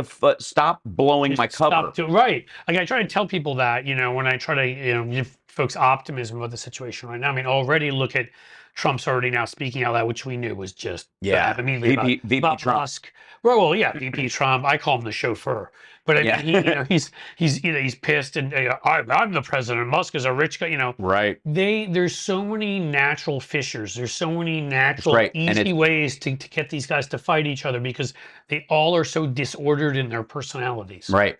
And all you got to do is find those holes shove a crowbar in it, and start wiggling it. That's right. And you don't even have to be successful. It will break itself apart because there's so much pressure built up behind it. It's like a dam. Right. And I think even focusing on one too much can be part of it. You should go everywhere. Everywhere you see one, like, just get in there and drive that wedge, and it's gonna work. Right.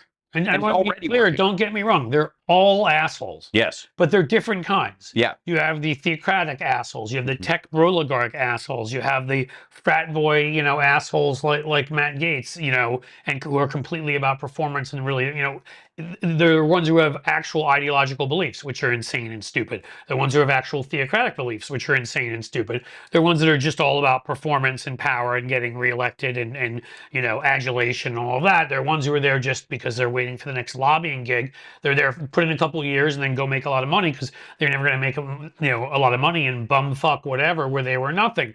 But in the end, the thing they all have in common is none of them are there to do the people's business. They're all stupid. They're all incompetent. A few of them are semi not stupid, but mostly they're dumb, they're incompetent, and they're horrible people. Yeah, yeah. And so it's very easily, you know, and I keep talking about that constantly. Like when Peter Thiel says he wants to live forever, I have a feeling the theocrats don't appreciate that because that's not God's plan. Right. You know, there's so many ways to get these guys fighting each other. Sure, I think the simplest one is, sorry, Alex Jones, you want Elon Musk, the guy who wants to put a chip in everyone's brain to basically be the president? Yep. Explain yourself. Yep. You'll be forcefully Neuralinked. I don't know why we haven't run on that. Yeah. They lie about everything. I just don't understand why we can't take something that we know they want to do and just sort of, you know, exaggerate a bit. How about, okay, let's say you make the Neuralink bioavailable to the point where it sprouts once it's inside your brain like a fungus, and they're trying to design it based on a, you know, the bioavailability would be based on a fungal structure. You ever see Last of Us? That's what happens with fungal structure. That's right. Yeah, that they just grow because they grow, and the zombie ants, but for people, which is what that show / game is about. And why not? First of all, even still, just on the root, the fact that Alex Jones is rooting for Elon Musk, and Elon Musk has said in multiple interviews he wants to chip 2 billion people's brains. End of conversation. I don't want to hear it. I don't want to fucking hear it. Technologies, you know, from Twitter, he wants to track everybody's every move. Yeah. I mean, you know, if you really he wants to make an app for everything, which is the Weibo, which is the Chinese app, WeChat, similar kind of thing. He wants to turn X into that, which, again, if you're going to panic about fucking WeChat, why are you okay with his version? Yeah, well, these things are so easy. So easy to drive these wedges if it makes no fucking sense. So this is I think the part that really stands out to people, and this is the numerous witnesses said that told the committee, and that's the key part. Numerous witnesses told the committee that on July 15th, 2017, Gaetz attended a party at Mr. Dorworth's home. And then Dorworth is this guy that he ran with, you know, and they did multiple things. But Dorworth sued at one point because he was trying to hide the fact that this party happened in the house and that underage sex happened in his home, which is he's criminally liable for. Dorworth. Yeah. Doesn't that sound like out of like the movie Clue or something? Yes, it does. It sounds or like a side character that showed up on Gilligan's Island. Exactly. Okay. That knew Mr. and Mrs. Howell. Yes, right. They had been in the same country club and left them there because he didn't want to compete with them. Exactly. Yeah, yeah. A great storyline. I love that episode. Yeah, the Dorworth episode. I'm not the only one seeing that. Yeah, yeah. Dorworth. And the party was also attended by Greenberg, Gaetz's then girlfriend, and several others. And the then girlfriend, again, is basically his Ghislaine Maxwell. Right. That's, I mean, he's procuring. She's procuring for him. She's women and drugs. That was the big difference between, I guess, them and maybe why it lasted is why it was so short compared to Epstein, was that Epstein wasn't into drugs, and so it was very like everybody was sober when they were involved. So there was a lot of like, even the underage girls, he could argue that it was done willingly and they weren't under the influence of anything. So it was harder to push. Like shame would be more of a manipulator of them. Whereas if you were drunk or they dosed you and you could say you were roofied, everybody understands that. Of course, right. So it might be why he was able to get away with it longer than these dipshits, because they were just so ham-handed about it. Including victim A, who was 17 years old at the time. The record overwhelmingly suggests that Gaetz had sex with multiple women at the party including the then 17-year-old for which they were paid. Mr. Dorworth testified that Representative Gaetz was a frequent guest at his home. To enter the community where Dorworth lives, non-residents are required to present a driver's license before entering, and entry records are maintained. Oh, no. Oh, dear. Oh, shit. How are we maintaining those records? You have to show a driver's license. What's Joel Greenberg's gig? That's right. Fake IDs. That's his deal. And how do you track the girls who were in there? You look at the fake ID they gave us on the list, and you know the one that they used to get on a plane someplace else, and you go, oh, that girl who was underage or whatever at the time is using this fake ID that Greenberg made to get into this party with you fucking morons. It's good of them to make it very easy. Ah, so good. They should have Neuralinked them too, and then we could even know what they were thinking while they were doing it. Well, you don't even have to have, again, if you have a Neuralink, I guess in theory, you could just fantasize about having sex, or you could create some sort of fantasy, and your body wouldn't know the difference. Wow. You don't have to do anything. What was that movie back in the day? Strange Days or whatever? Absolutely. Yeah. Ray Fiennes was in it. Yeah. Or in Minority Report when he goes to find the guy to give him new eyes. That's right. And so there's those little pods where people experience their fantasy. Yeah, they're all in those little different pods, and where the guy walks up to him while the cop is there, and he goes, I want to murder my boss. Yeah. I don't know. You get out of here. You sick. That's right. Whatever. So the committee received testimony that victim A, that would be the 17-year-old who's now an adult, and works on OnlyFans or whatever, which often happens when someone is not all. Again, people can be sex workers and blah, blah, blah. But when someone is underage and they are sexually trafficked, or they are... That is often a result because of the value that you place on sex. That's right. And but also modification of it. No judgments. Anybody who wants to do an OnlyFans, go for it. Yep. And if that's why she chose to do it, it has literally nothing to do with exonerating this group of jackals. So here's the thing. The committee received testimony that victim A and Gaetz had sex twice during the party, including at least once in the presence of other party attendees. And I think the key here is that we all owe Madison Cawthorn a laughing apology. Do we? Well, remember he was bringing up the Coke parties. Yes.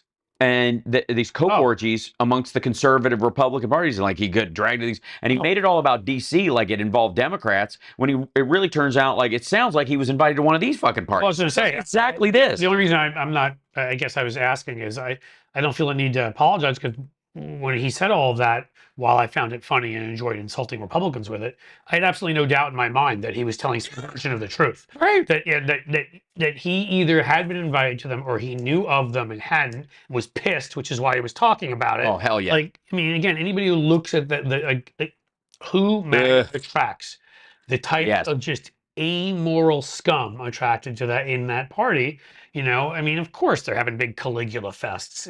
It's inevitable. Right. Now, a human centipede party they throw every week. Oh God! Well, wouldn't that be Doge? Isn't that what?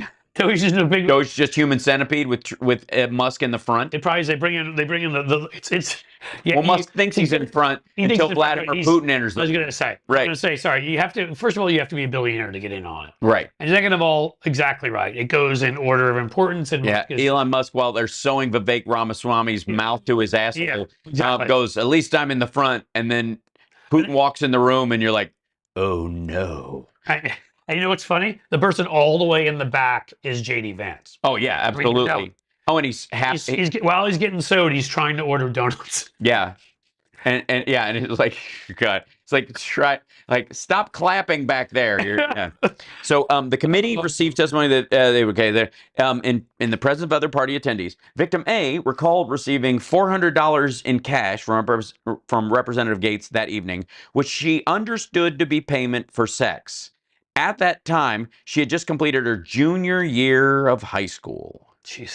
Victim A said that she did not inform Gaetz that she was under 18 at the time, and he did not ask her age. The committee did not receive any evidence indicating Gaetz was aware she was a minor when he had sex with her. He certainly didn't take any precautions to think otherwise, and he also knew his buddy who drove him to the party made fake IDs for underage girls as a side fucking hustle. It doesn't matter. It's a good gig.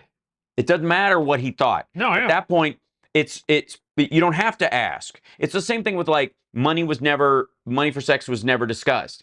Right. is because it's understood. That's the point. Like, everybody knows the rules now. Oh, give me a break. Like, yeah, they have to have very What was that? There was detailed conversations there about, Jesus. I want to be very explicit. I will hand you the money. Right. And you will. Yeah. No. So as I understand, if I give you this 170, 180, 190, I only have $200.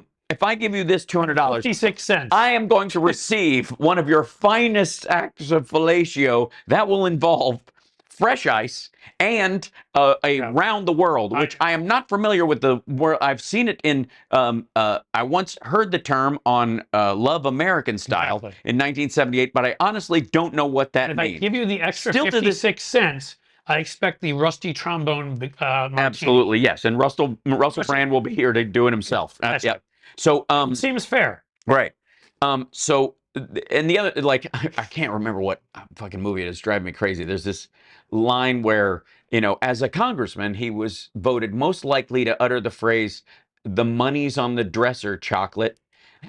Like, what was that? Yeah, it's driving me crazy. It's an old one. So I like whatever. Is it like a really old one? Yeah.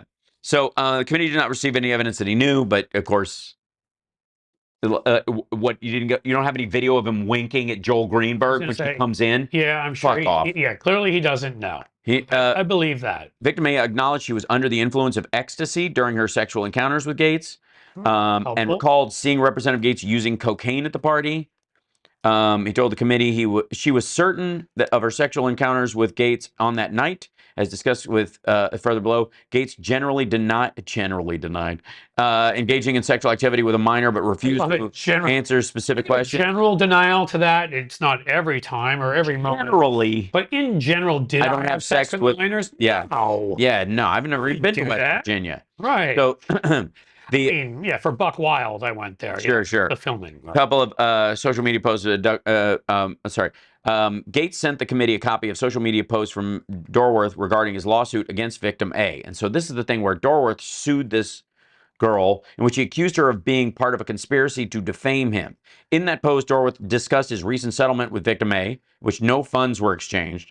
He asserted that he had succeeded in proving victim A had lied about him, and that she didn't just lie about me, she lied about Gaetz, as well as the federal investigation that resulted in no charges against the congressman, and blah, blah, blah. Same day, Dorworth revised his post after Gaetz shared it. Revised his post after victim A's attorneys contacted his attorneys to remove his claim that he succeeded in proving that victim A had lied, but maintaining his assertion that she falsely accused Gaetz. Mr. Dorworth testified to the committee that he himself was not present for the July 15th party at his house, despite victim A's assertion to the contrary. After the committee's interview and after he settled his lawsuit against her, Dorworth was deposed and confronted with cell phone records showing that he was, in fact, in his residency at the party. Dorworth said, "I don't have an answer to these questions, and I'm not going to opine on cell phone data when I don't know anything about it. I don't know. I do not believe I was there. There could be a million reasons for that." The questions about his cell phone pinging from a tower less than a mile from his home continued. He became irritated, informing his attorney, "I'm telling you that I was not at the party.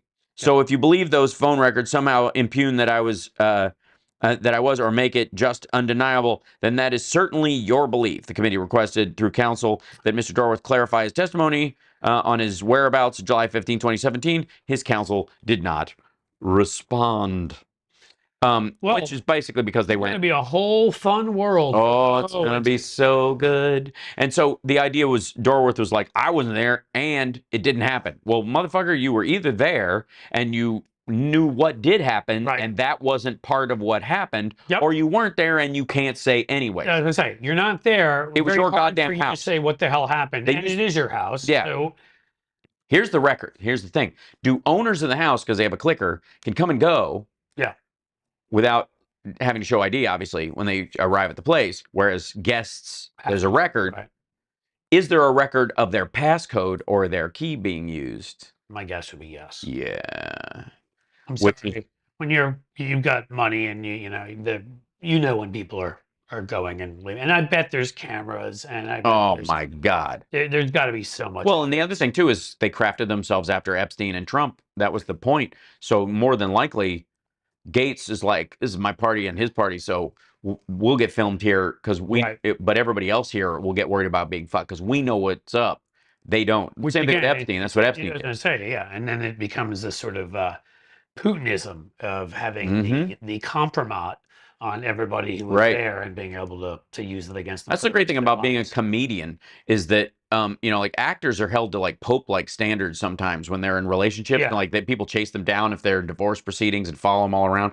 But a comedian, as a comedian, you're sort of expected to fuck. I could drag a dead mule and while holding the hand of a little person in drag walking out of a burning brothel where fireworks were going off, and people would go, "He's so crazy." I know that guy's just wacky. Comedy. You know, so comedy changes everything. It does. It's a really different set of rules. I mean, again, I was just watching on Saturday Night Live. You know, by the way, I would stay and help put out the fire, and I would be just glad that I saved the people that I could. I was just watching the thing they do every year, Yost and Shay, where they write they reverse the jokes. Yes, and they write the jokes for the other one, and you know, anybody else said any of that kind of stuff, but they would be in a lot of trouble, and it's hilarious when they do it.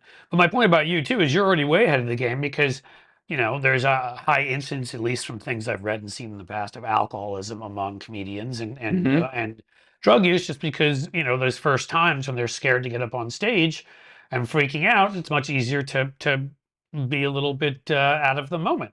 And you didn't need to do that. So right away, it's not just the jokes they tell. At least growing up, I had a number of friends who are comedians. Some of them moved out to Hollywood and, you know, that kind of stuff. Some who got into regular acting. One became a big horror director, actually. And these were all people who, you know, not all of them, but many of them were drinkers. And again, it wasn't even all the time, just because getting on stage was a harrowing experience. Yeah, but well, you were able to do it, so you're already ahead of the average comedian. You ever okay? First of all, I'm from the ilk that I believe that talent is not magic. It's simply the act of falling in love with something before anybody else does. So you start working on it at a much younger age, and by the time you get to the point where most people are starting, you're already you know, well past the practice phase. So I started doing stand-up when I was, you know, performing professionally when I was 15. I'd like to add an addendum to that. I agree with that, but it's also, even if, you know, when others are doing it, it's something that you do as your passion, not just something you do as, okay, that's how I make money. Right. Because what that means is, and this has allowed me to hopefully do okay in a few things, is when you're done performing on whatever, you're also out there trying to find better information, better ways to do it. Right. You're looking things up because you have so much passion for, like, you want to be better. Yeah. Right. And you clearly do about comedy, whereas there's some people who are just like, this is my job, and they get off the stage, I'm sure, and then go get hammered. Yeah. And they hate the show halfway through. They've made a decision how they're going to feel about the show before it ends. Right. And I view, that's why I don't believe in tough crowds. I believe comedy is a holy calling. I think that crowds that are harder to make laugh are the ones that need it the most. And just getting them to normal levels of like titters and laughters and being comfortable is a gift that if you can bring them to that instead of going, these motherfuckers, right? So, and to me, there are no, you know, any comedian that bitches about a tough crowd is like a massage therapist who goes, I can't do anything, you're too tense. Yeah. Right? Just get to rubbing, that's asshole. Your job, right. You're a comedian who moved into politics. Yes. I'm a political guy who moved into performing as part of what I do. Yeah. And so we came from different backgrounds. But I would say, for me, the most valuable thing that I always do, whether it's a live stream like this or I'm up on stage where I was Sexy Liberal or various other political shows that I've done where I've gotten a chance to talk, is self-deprecation is your friend. I mean, I don't know. You're the pro, but I've always found that if I say something where people don't laugh, then right away I just make some sort of a self-deprecating joke or do something, and often people will laugh at that. I think you get them back that. I don't know. That's been my it's certainly a I good trust strategy. You're the pro beyond me. It's all a matter of style and who you are, because and there are issues with, you know, I grew up in the school of. While I love Richard Pryor a lot for his articulated characters and stuff, I mean, if you want to see the root of me doing longer form pieces, go watch or listen to rather Black Ben the Blacksmith, which is a bit he did on one of his early albums that is near. I have a couple of those, so I probably so good. I don't remember it's specifically an album called Black Ben the Blacksmith, but it's on some of the compilations. But It's a 7-minute piece where there's a setup at the beginning and a punchline at the end, and it's so funny all throughout. You've forgotten that there was a setup, and when it comes back, it's just genius. You know it's so goddamn good. It's freaking good. Yeah, well, that taught me that idea, and but I come from the kind of exaggerated sense of self. Like Carlin would, in the early days, was slightly self-deprecating, and he was soft in his approach sometimes. But he knew he was a genius, and you could tell by how he responded to his own flubs at times. I still think he's the... Agreed. I mean, again... GOAT. Yeah, right. Yeah, to me, he's the GOAT. There's others that But I preferred Steve Martin's kind of art, like fake bravado.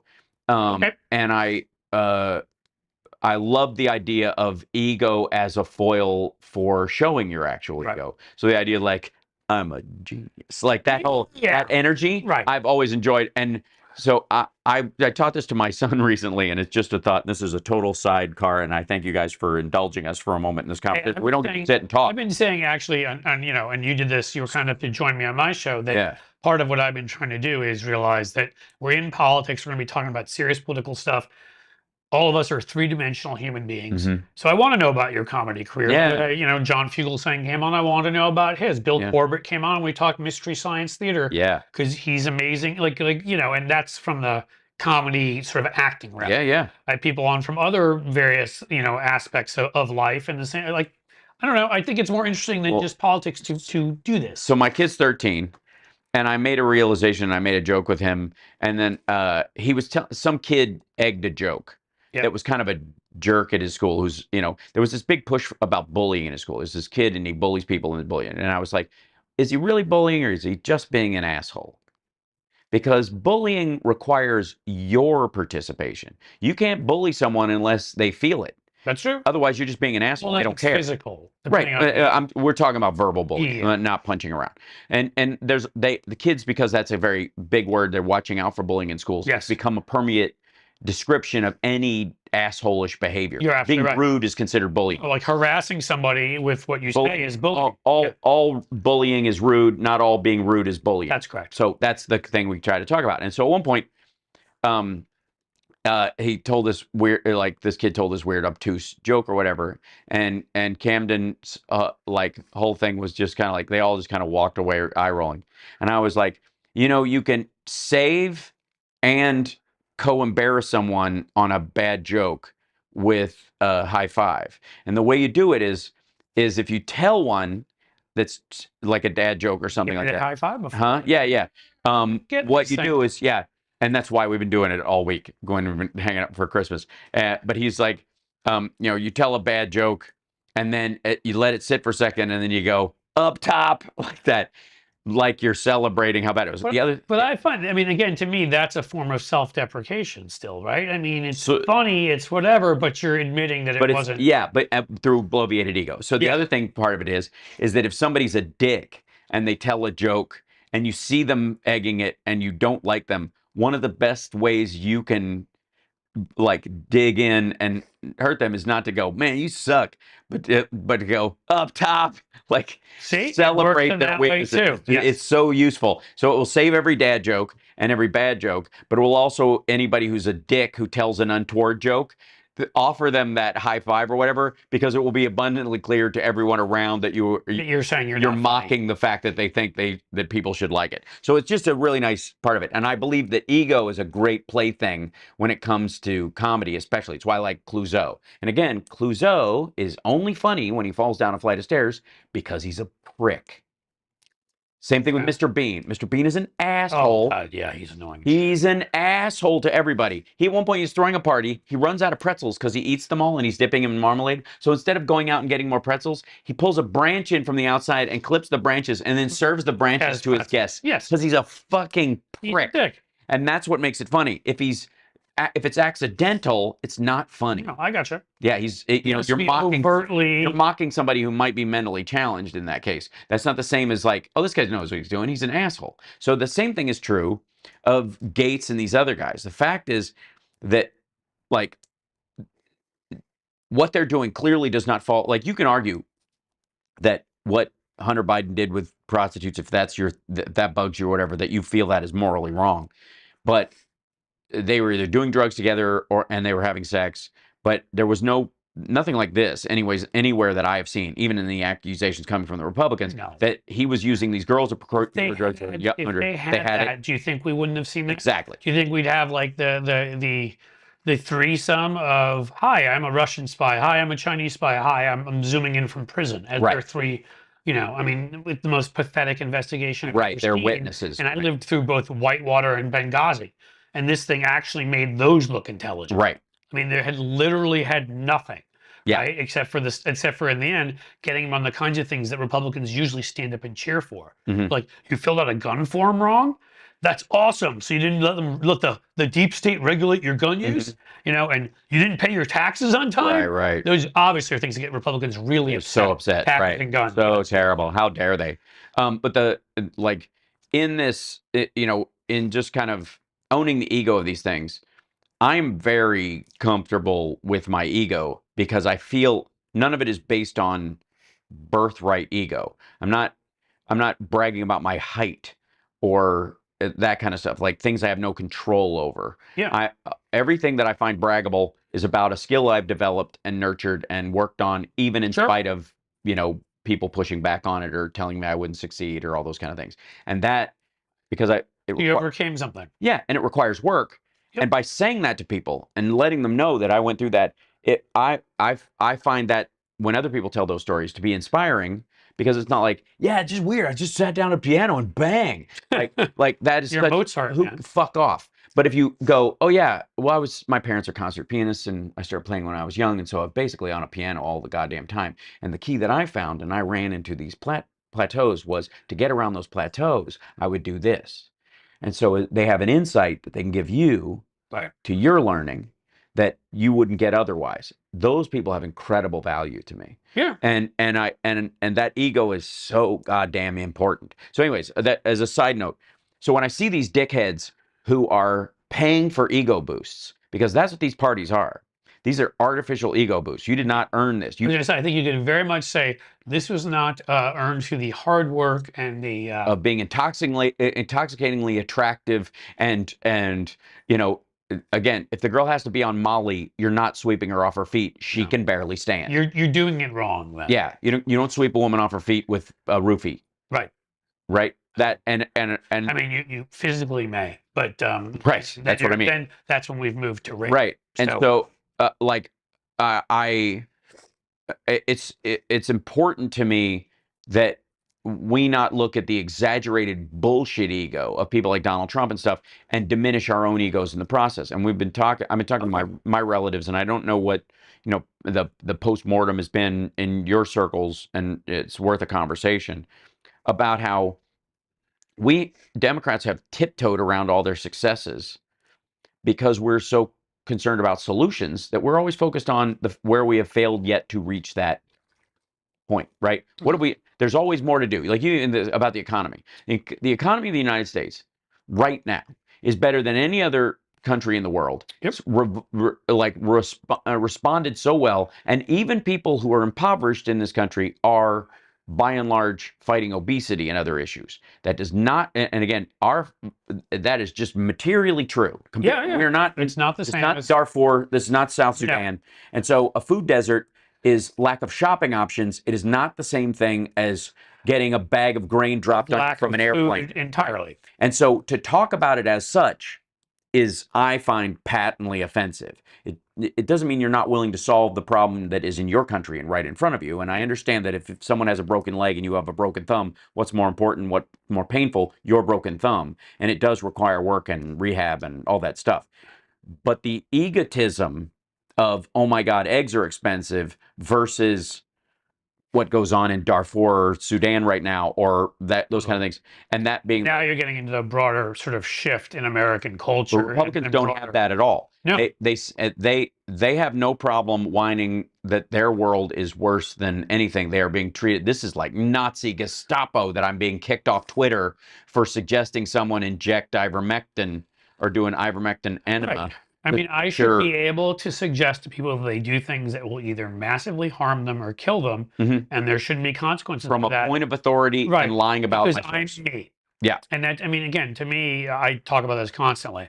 Where you see us, if you look at the history, where you see us diverge from Western European nations, I try to remind people, Nixon broke into the DNC, committed lots of crimes. Yep. Also created the EPA. Yeah. Also put in place the actual first, the Philadelphia Project, the first affirmative action program. Yep. You know, also clean air, clean water, these kinds of things. And I know, I mean, price controls for fuck's sake. I mean, Right. We're getting towards communism. Right. Sure. You know, went and met with Mao. You know, I mean, we can go on and on about that. The point is that it was still a liberal culture he was living in. And he was pushing boundaries, breaking laws, doing whatever. But it was a culture in the shadow of the that 60s. still believed in the government. That still we're expanding government. We're doing all these things. It is Reagan who fucked everything up because it is Reagan who gave people the belief that is a strain in American history, of course, but this radical individualism that is we've now found has fostered itself in, I don't have to get a vaccine even if it's going to kill you. Right. I don't have to give up an assault rifle even if it puts your kids at risk at school. Fuck you. I'm not paying taxes for some public park, you know, whatever. And that to me is where they threw aside everything you're talking about, that sort of healthy ego, that healthy sort of belief in. Agreed. But I also think, and I appreciate you guys joining us, and we'll probably be on for another like 15 minutes, and we'll wrap. So hit the like and share the show if you would, and clips and whatnot. Share the hell out of it. Yeah, everywhere. Twitch you can grab clips as well if you want to share them, and also on YouTube you should be able to clip this as well. And also comment below if you're in the chat room. It always helps to boost. Apparently, I'm now learning my goddamn lesson. That you can put comments below, and somebody got the joke here. Yes, there you go. We'll do it live.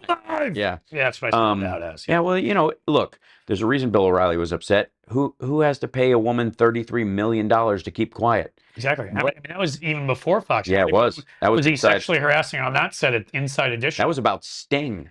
That's right. That was about like them getting a live feed of Sting for the part. It's so weird. He's been a very angry man for a long time. He's gross. But okay, so yeah. So and fuck Jon Stewart for having him on as a guest this year. I don't know what the fuck that is. So anyways, I'd say fuck Jon Stewart for half dozen. Jesus Christ! Don't get me started. So the primary thing I think for our side is that while you look at, you know, the government programs and the whole like Reagan idea of like, I'm from the government and I'm here to help, and they're against it.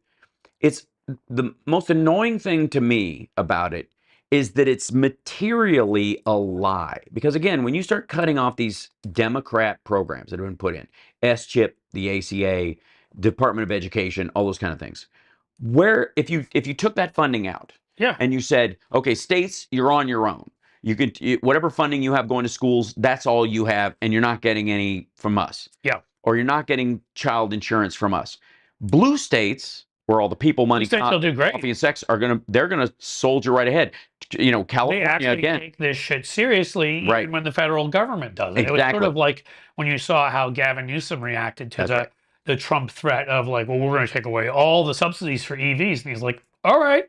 We'll fill in all those subsidies, but we want to make sure there's competition and make sure we can help startups. So we're only going to help the newer companies that are starting up. So the only one we'll have to cut the EV subsidies for is Tesla. Yeah. I loved it. That if Democrats would play that fucking game all the time, and the federal, and if you want to replace their subsidy, give Elon Musk his subsidy from the federal government. Try to do it for one company and get away with it. Exactly. Yeah, call it that, and effectively called their bluff. And again, California, whatever, the 7th largest economy in the world. I would argue the 6th because China's economy is nowhere near the size. 5th. Has it fallen to? No, it's just that the argument about whether China is 2nd or not. And I would argue from Russia like 12th or 14th. I mean, it's like well ahead below Italy. Yeah, it's well ahead of Russia. Yeah.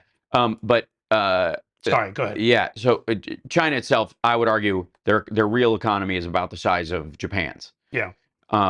It's about $6 trillion, $7 trillion max. Everything else is puffery and bullshit. Yep. I mean, and they spend so much money coming out of there. No, but they undercut the costs of manufacturing to kind of keep themselves in the game. So they do so much government spending to make that happen that it's artificial. It's not natural. Dump products places, and that's where you actually need. Wait for it, folks. Targeted tariffs, not across the board. Tariffs on everything at 300%. But where you've got a company, Right. who's, or a country who's using, their companies to illegally dump shit in your market Right. for much cheaper, then yes, that's where subsidies make. Right. Sorry, that's where tariffs make sense. Yeah, exactly. And again, Trump's like getting rid of Puerto Rico and taking Greenland or some nonsense. It's going to be fappery and nonsense. It's just garbage. Stupid. It's not going to happen. And even ending birthright citizenship, not going to happen. Nope. Like, it's just dumb. He's not going to be able to do it. It's a constitutional amendment.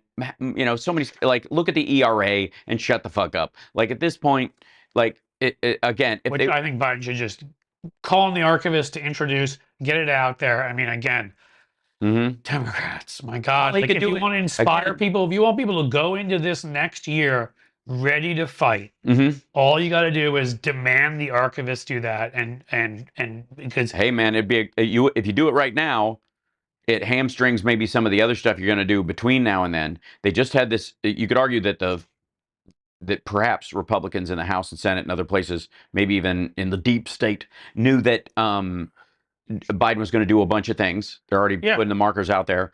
And so the possibility of shutting down the government was their response. Yes. To like, oh, we got to hamstring this so that it can't happen.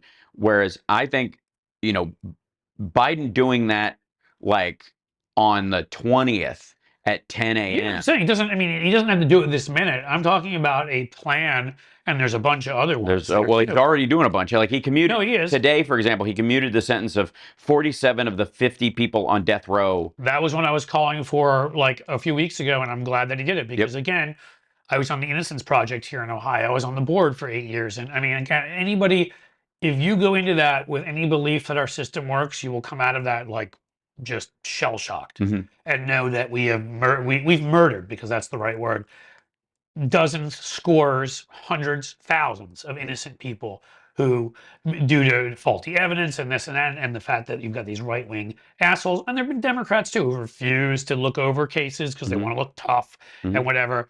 Our system does not work the way we think it does, and until you think, whatever your belief is on whether the state has the right to kill somebody or not, I think it lowers us down to the level of barbarian. I think there are some cases with terrorists where we might have to, but in general, we can never be 100% sure, and there's simply no. Why I'm against it. Like, the easiest reason to not do it is because you're not sure. Yeah, you could never be 100%. Reasonable doubt is even that. That standard is not 100% sure. And again, like, if there's a chance you could kill an innocent person, that's the reason you don't do it. It's not about even this case in front of you, because I don't know any victim's family that if you came to them and you said, hey, we got the guy that did it. We know for sure it's him. We have video of him. It's absolutely true. And we can put him to death. But to do that, we have to have a system in place where at some point we might kill somebody who didn't do something. An innocent person will die. If we keep this system in place, there's no way we can not miss at some point. So we can kill this person. To this too. Right. I mean, I argued, and I would argue again, that how we handled bin Laden was exactly right. I do not believe you wanted to bring him back to this country. It would have inspired so much terrorism, in my opinion, had you brought him back. It's also a broader act of war. Same thing with al-Zawahiri. Right. It's outside of, it's a different set of rules. But I'm saying they went in, I think, pretty clearly with a plan to kill him. And I think that was just fine. First of all, what he did is what he did, which is on a much different level than most murderer will ever get to. And second of all, the dangers associated with bringing him back to this country were not worth it. Right. But again, that's why you don't need to lay out policies that support murder or lay out policies that support torture like the Bush people tried to do. Yeah. We should always know those are the exceptions. It may happen here and there as an exception, but the general policy again should be life imprisonment without the possibility of parole. That's right. And a minimum number of reviews on a case where the preponderance of evidence, the judge can rule that there's a preponderance of evidence, so the number of appeals is limited to 3 or at max, as opposed to 15 and just ad nauseum forever because of a death. That's what you get with a death penalty we case. need broader, and their appeals go on forever, and it costs a lot more money. I have no illusions that some people have given up their right to live on this fucking planet, but I'm not willing to kill an innocent person to get rid of that person. That's it. They fall more into your, I have trouble with it, and I think for me, depend on cases and things, but whatever. Throw it aside and simply say, what Biden did was great. He's doing other things. 47 out of the 50, and the other 3 were terrorists specifically, I believe. So that was the point. There's still a number of other things he's gonna do. But he's gonna do. There are other things Democrats could do that they won't. That I wish they would. I wish they could get out of the mindset of that we're still playing by a set of rules that Republicans are not playing by. Well, I think again, you have to. There's an illusion, and this is disenfranchised a lot of voters. You can tell by the lack of turnout that people do want a functioning government that acts like adults and all that kind of stuff. So everybody can't just go, all right, the kid gloves are off and it's just a fucking, we move to like a English parliamentary system where everybody's just yelling during everything. No, and I don't like think Marjorie that's Taylor Greene. I agree. Look, that's what they avoid. I wrote speeches for speeches. I don't know why I say that sometimes. I wrote ads for him in 2020. Yeah. I say that to say I was on Team Biden. Yeah. I thought I still will put him in. He may end up in the top 5. He's certainly going to be in the top 10 domestic policy presidents. The amount of stuff he got passed with a fascist force trying to fight against him, tricking them, or not even tricking them, but and a weak support structure under him. Exactly. No liberal media, no whatever, convincing them that it was in their interest, that was in McConnell's interest, because I always point the Brent Spence Bridge, and now you're here, and it's not far from you. It's falling in the fucking water. It was in their interest to pass the infrastructure bill. He brought them along. Yep. Couldn't bring them along on the COVID bill because they're being dicks. Couldn't bring them along on the Inflation Reduction Act because they're being dicks. So guess what? Didn't have to. Yep. And so again, on foreign policy, I'd probably give him a B+ to name. I mean, there were a few mistakes, but most things he did really well. I do think there are times, and this isn't just Biden, I think he changed as time went on, and other Democrats too, where we had where I think we could have looked at during the last couple of years that norms had been destroyed, and that we are in a place where the Constitution, not like how we've done it the last 40 years or 100 years, should be our North Star. Right. There is no such thing as the debt ceiling in the Constitution. Right. So the debt ceiling, every time Republicans brought it up, should have been like this. Well, and the funny thing is, we're paying our debt. It's in the Constitution to pay our debt. Tried to murder the current bill, the CR, because he wanted to add that, because he knows that if he extends the tax credit, it's going to blow the roof off the debt no matter what he does. That's right. It's going to blow a hole in the deficit. That's right. And he's gonna need to raise the debt ceiling just for that, much less his fucking deportation force horse shit that he wants to do, which is a entirely separate funded thing, because the DOD, I mean, there's nothing in the Pentagon or the DOD or the War X where you can declare an invasion happening where people are working in restaurants. Like, it doesn't, you know what I mean? There's no standard. Right, you can make up whatever horse shit you want. But the dairy farmer, I did a video on just yesterday, my FAFO section, and who's standing there and doing an interview in South Dakota, is like, well, half of my workforce are undocumented. And the reporter is like, and you voted for Trump and Kristi Noem. And by the way, she shot her dog in the head, which should be enough reason to never vote for her. But throw that aside. And he's like, I mean, come on, what are they going to do? They're going to try to do it, and so people won't eat? And I'm sitting there and I'm like, dude, if they don't do it, it's because they're incompetent as shit, and that's why we got lucky last time. If you think Donald Trump thinks about things logically, like we won't be able to eat, you think that crosses his stupid mind? He'll come and shut your damn farm down and throw half of them out and make sure there are cameras there just for his base. Oh, and he's got Elon Musk on the side going, we can replace all these people with robots. Right. We need to automate our food supply anyways. And I've got the perfect things. And he'll overpromise and underdeliver, just like he did with self-driving every cars single and thing taxis he's and all ever that promised and whatever is taking Twitter from 44 billion to 8. And in the end, what ends up happening is they'll hire people at 3 times the price, if not 20, to work there. And as we all know, good CEOs are definitely going to make up for that by taking a pay cut. Yeah, right. Up high. Yeah. See, up top. I'm top, so I'm getting there. In the end, that gets passed on to us. Yeah. We pay that. We will end up paying that. So, all of this horseshit. I do think when Biden came in, maybe it'd take a little time, I wish he'd been more aggressive on the Supreme Court with everything that's happened, and the fact that there's nowhere in the Supreme Court, there's nowhere in our Constitution that says 9 justices. Everything that's not in the Constitution. I agree, but I think he was doing the heavy lifting on getting the first black woman on there, for example. I agree with that. And I think that was more consequential, necessary, and part of his legacy that he wanted. He could have had other folks. I agree, but I also think, like, look at the response to him putting a black woman on there, and that it was a DEI hire and all this kind of shit, and that ate into support across the area. Latinos, by and large, this idea that somehow that there's like this BIPOC community in terms of racial equality, and it's us against them with the whites or whatever, is to all my faux-aggressive friends out there, is horse shit. Yeah. The idea that they're automatically on the same side because of, you know, some actually white lefties are often to the left on most things, further to the left than Black Americans, Latinos who do not agree on some of the, you know, and you just need to look at the, again, what I'm doing right now is bringing up the few exceptions. I'm not going after Joe Biden, who again, I think overall, you know, and the one other thing, incredibly conscientious and quality president, and again, deserved a second term. And the reality is, if you're going to talk woulda, shoulda, coulda, the reality was he should have ran before Hillary because she was younger, and she could have run now, and the whole thing would have dovetailed into this, you know, because Trump running against Joe Biden would have had a hell of a time post Obama. I think in 2016 that in retrospect, looking back now, yes, I think he can't beat Biden in 2016. No. Age was the only way he was going to be able to beat him this time. Yep. And even then, you know, again, I don't see Trump making it to the end of the term. No. Physically. No, we should all accept he will not. I mean, again, I would bet almost anything I own. I know there's longevity in that family. But it's ugly longevity. Whatever you believe in, God, Yahweh, this, that, the other thing is unfair. But yeah, they get in very bad shape towards the end. And I'm sorry, I don't think every one of them sort of ate like a high schooler constantly. Yeah. And considered walking 2 steps to be working out, rolled around golf courses and was like, I got to work out today. Right. And, you know, and rage tweeted all day and night, didn't sleep. Yeah. And when you sit there and you go to the doctor and they give you the list of things, like it was just snorting Adderall, like it was on the big table, like in front of Tony Montana. Yeah. He was dipping his face. I mean, yeah. You know, like, you know, when you go to the doctor and they give you the long list of the health factors and risks, every one of them is Donald Trump's daily behavior. Mm-hmm. So I think, you know, we're going to, at some point it's going to be Vance, and they don't kick him out of there. And Vance had, again, we've seen him try to order donuts. He can't lead that movement. It'll be hilarious. Yep.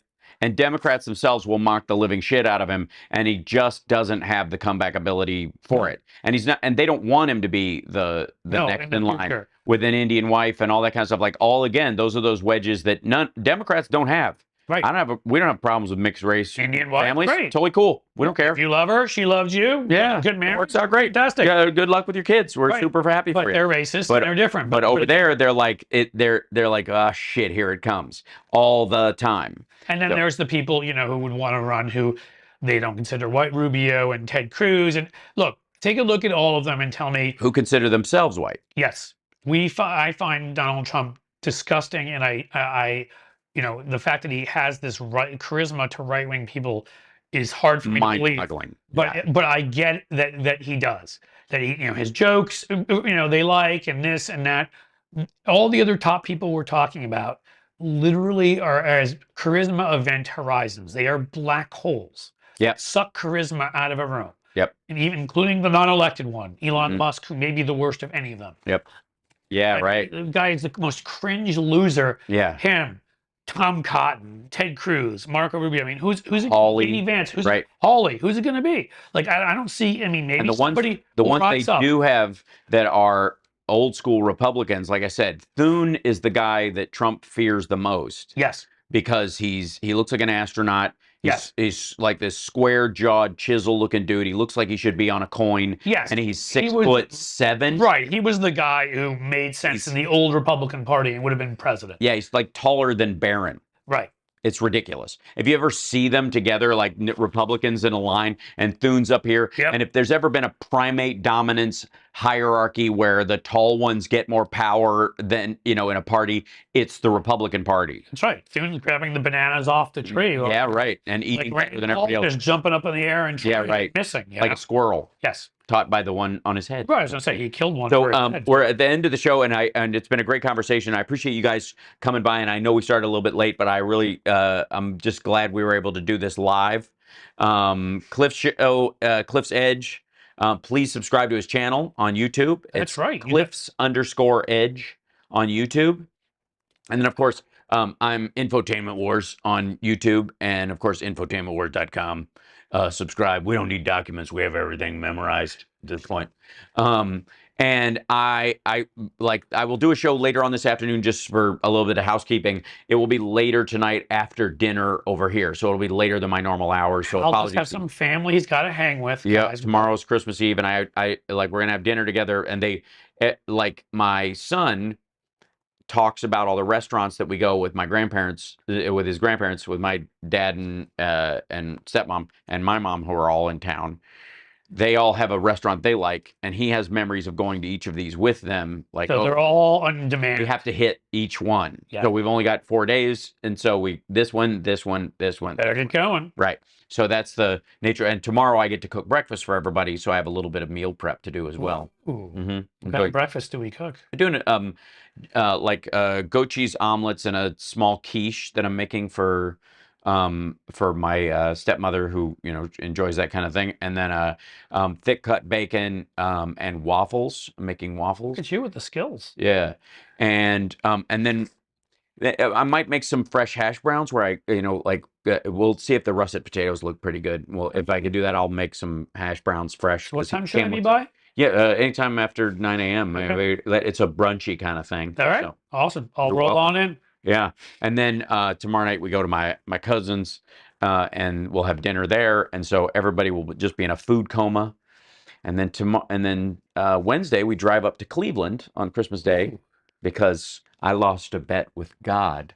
No, and and visit family up there, and that's always fun. It really is, because that's where all the younger cousins are, and so my son gets to hang out with his, relative contemporaries. He's the youngest of all of them, but he's Christmas Day. He's very smart, so he's able to hold down a conversation with the 15, 17, and 18-year-olds. You said it's Christmas Day you're going? Yeah, we'll be up there, and then we'll be there. Because otherwise you can just shoot right into the, Rock and Roll Hall of Fame, and you don't like it there? First of all, they moved Alan Free's ashes, the man who came up with the phrase rock and roll. Okay. Here in Cleveland. Yeah. He was on the radio, and he came up with the phrase rock and roll to describe this new music sound. That was why they put it there, yeah. His ashes were there as a part of the display. They had his urn there, and they moved them to replace them with a dress of Beyonce's. Now, is Beyonce a great music artist? Sure. Is it rock and roll? No. Well, that is one thing they've done, is they've expanded to the point where it's way beyond rock and roll. Right. Yeah. And I agree with that, because I love rock and roll. I mean, you throw it anywhere from 60s classic rock to grunge to sort of hard rock, heavy metal. Like, that's my all that stuff. I mean, even pop rock, whatever you call it, like some alternative, like U2 stuff like that. Yeah. But the other stuff has its Hall of Fames, and that's where it should be. Yeah, when are they going to induct Skrillex into the Country Music Hall of Fame? That's my question. Right. So I think that's kind of fair, what you're saying there. Right. I gotcha. Yeah, and the hard part, I think, is that people somehow just go, well, there's not really a big R&B hip hop Hall of Fame. There should be a Motown Hall of Fame, and I think I think we can figure out where it should be. Yeah. And create it then. Yeah. And, hip hop Hall of Fame. Right. I don't even know if there's one out there. It sounds like a lyric itself. In fact, in this town we're sitting in, you may or may not know this, there's a Classical Music Hall of Fame. That's right. So you don't have, let's say, Bach up there joining, being inducted 400 years later. About less into the one up in Cleveland. You've got him here. Yeah, you can do that. Yeah, I agree. That I very much agree with you on. I wish they would keep it to rock and roll. Right, and I'm not taking away from Beyonce, but that's not rock and roll. Right, it's just, and I don't know why it has to be. You know what I mean? Like, you can justify almost anything. These are just turns and phrases, and it's also like Little Richard. Yeah. You know what I mean? Little Richard, Rock and Roll Hall of Fame. Rock and Roll. Bang. Obvious. Right. You know what it is, dude? Again, I'll quote another great Cincinnatian. In fact, I've got a courthouse named after him here, Potter Stewart, who was on the Supreme Court under Dwight Eisenhower, made the famous remark when they were doing a case on porn. He's like, I can't define it, but I know it when I see it. Maybe that's how we talk about rock and roll, which is, in the end, you don't have to sit here and have every little thing, but when you see Little Richard, you're like, that's rock and roll. Right. And there's things you see, you're like, nah, that's not rock and roll. Well, it's what they're talking about is like this idea that like black indigenous music from Africa that got mixed with honky tonk and all this kind of stuff that came up out of Louisiana and all that eventually turned itself into rock and roll. Like, and some blues from Chicago. Yeah, right. But at the same time, like, yeah, that's almost like saying that the rock and roll artists that were black don't count on the same level that jazz artists or whatever, like jazz, and I would argue that her music is more influenced by jazz. Yes, I think you're absolutely right about that. Than as most like torch-based electronic music and hip hop has been. You know, it's like put somebody in who influenced rock and roll. You put Robert Johnson in, and you say Clapton, Zeppelin, Stone. Totally, all hang from that tree. Yep. Right, totally agree. So I like, it's weird that they need to shoehorn this in and make it work as if it's a racial issue, or as if it's a class issue, or as if it's a monetary issue or a name issue. I think it's partially we want to be diverse issue, which they don't have to be. Rock is automatically diverse. But I'm saying, I think it's a mistaken way of looking at it. Yeah. Because, I mean, one of the bands I saw and nobody knew who they were, and I still freaking love them to this day, Living Color, black, rock and roll as fuck, okay? Yeah. And there's plenty of others out there like that. So that's first of all, you don't need to go to other places for the diversity. Right. I mean, King's X needs to be in the Rock and Roll Hall of Fame, period. And the fact that they, they aren't, and they won't be for a long time until, people wake up to it. Right. Especially when grunge, everybody down-tuned to Drop D because of them. Right. Right. Period. No. And that whole era is their inspiration. So I put that out there, to me, that is one huge issue in all of this, which is you still will get diversity. Yeah. But I do think the other one is, what it is. It's money. I mean, you can buy your way. Beyonce perform, and you have certain people perform that are the biggest names right now. By putting Dolly Parton in there, who, by the way, didn't even want to go in. Initially, is like, it should be for somebody else. I don't do rock and roll. Yeah. But she also, here's the weird thing: it's more like the Songwriters Hall of Fame with rock for her, because she wrote a bunch of songs that qualify as honky tonk rock, and you can argue that 9 to 5. And that era of her song is absolutely Chuck Berry, But you could have put her in as a writer if you didn't think she performed it. I mean, I'm just making the point that there's no doubt in my mind that, like everything else, again, it all goes back to Reagan, the evil, because that's where money became king and individualism became everything. If there's a way to squeeze another couple dollars out of it, they will squeeze another couple dollars out of it, even if it means going away from what their mission is. Well, MTV. I mean, it's ridiculous. Bad Brains. Sorry, guys. Owen, Owen, thank you for throwing in, by the way, Owen, thank you for throwing in Bad Brains. But I still talk, again, I know we moved off of what, like... This will happen if we just start talking. Sorry, chat room. Hi, we were just talking amongst ourselves. We haven't had a chance in a long time. So I will let you guys go. Thank you so much, and I'll see you later on today. Hold on, I've got to open up my proper window so I know where I'm going. Like I said, tonight's show will be oddly late for me, just because I will do it after everybody's gone to bed, or my son is playing VR or watching a movie before he goes to sleep, depending on what he feels like doing, because that's just the nature of it. So yeah, there we go. Well, and thank you for coming here, and this was awesome, and my pleasure. All of you watching, this is great, and I will tell you all that you at least had to be partially responsible from the fact that I started this 326 below the level of where I was before, and at this point in time, we're 285, which means 41 people. Do it again. I bet we're 41 folks. I bet largely of your folks came on over and subscribed, which I really appreciate. That's a good chunk. We have So we need like how many? 245.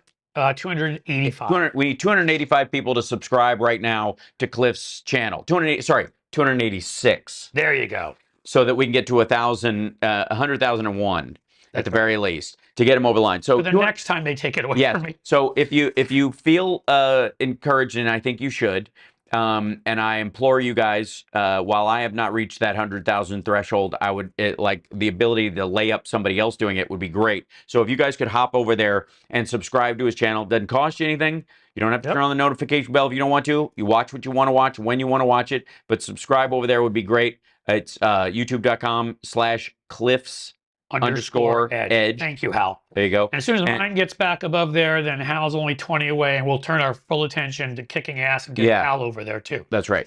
And I have been posting shorts and other stuff lately, and I'm getting better at it. I am. I've seen you put that stuff up. I'm like, that's what you do. And I also are Patreons. I'm also there are a couple that I was going to post on the YouTube shorts, and I was like, you know what? These are too personal for what I want to do, so I decided to put them. We do 8 just because you said that. There you guys rock. Thank you. For the Patreons, just letting you guys know, there were a couple of things I was going to post, like of Chip and my dad's dog when I was playing with him. I was like, maybe they could be YouTube shorts eventually, but I decided to post them on Patreon first because it seemed like more something for those guys, you know, to thank you guys. And again, it doesn't hide anything behind a paywall, you know, for other people as far as what we're talking about here. So there you go. Yeah, Slayer Chick says, I saw the one about Chance on Patreon. Chance is my dad's dog. Oh. And so I used my my glasses, my Meta glasses, to film it. Oh. I was showing my stepmom how they work. I'm not even sure I knew you had Meta glasses. They're just like, they got a camera on them. So I was able to like film, and it's like first person view of playing with a dog. It's kind of lovely. Like they don't hack in so that like when you first put them on, you immediately see Zuckerberg. Like that image of him when he had like the crap on his nose and he was on the surfing. Where it looks like Dan Aykroyd in Nothing But Trouble. Exactly. Is that the first thing you have to look at or no? I just want to make sure. Bad luck, Cornflake. I left that leg in France. So, all right. Much love to you guys, and I will see you soon. Take care of yourselves and take care of somebody else. Thanks, Cliff. Yes, I'll see some of you tomorrow on my, hopefully at 2 o'clock, my stream over at Cliffs_Edge. And if I do not, I will wish you Merry Christmas, Happy Hanukkah. They both start on the 25th. I don't know when Kwanzaa is, but I bet it's around the corner. So and also, that too. Just for anybody who guesses, Christmas Day is always on the same day of the week my birthday is every single year. So my birthday was on a Wednesday this year. So will Christmas Day. Coincidence? I think not. I think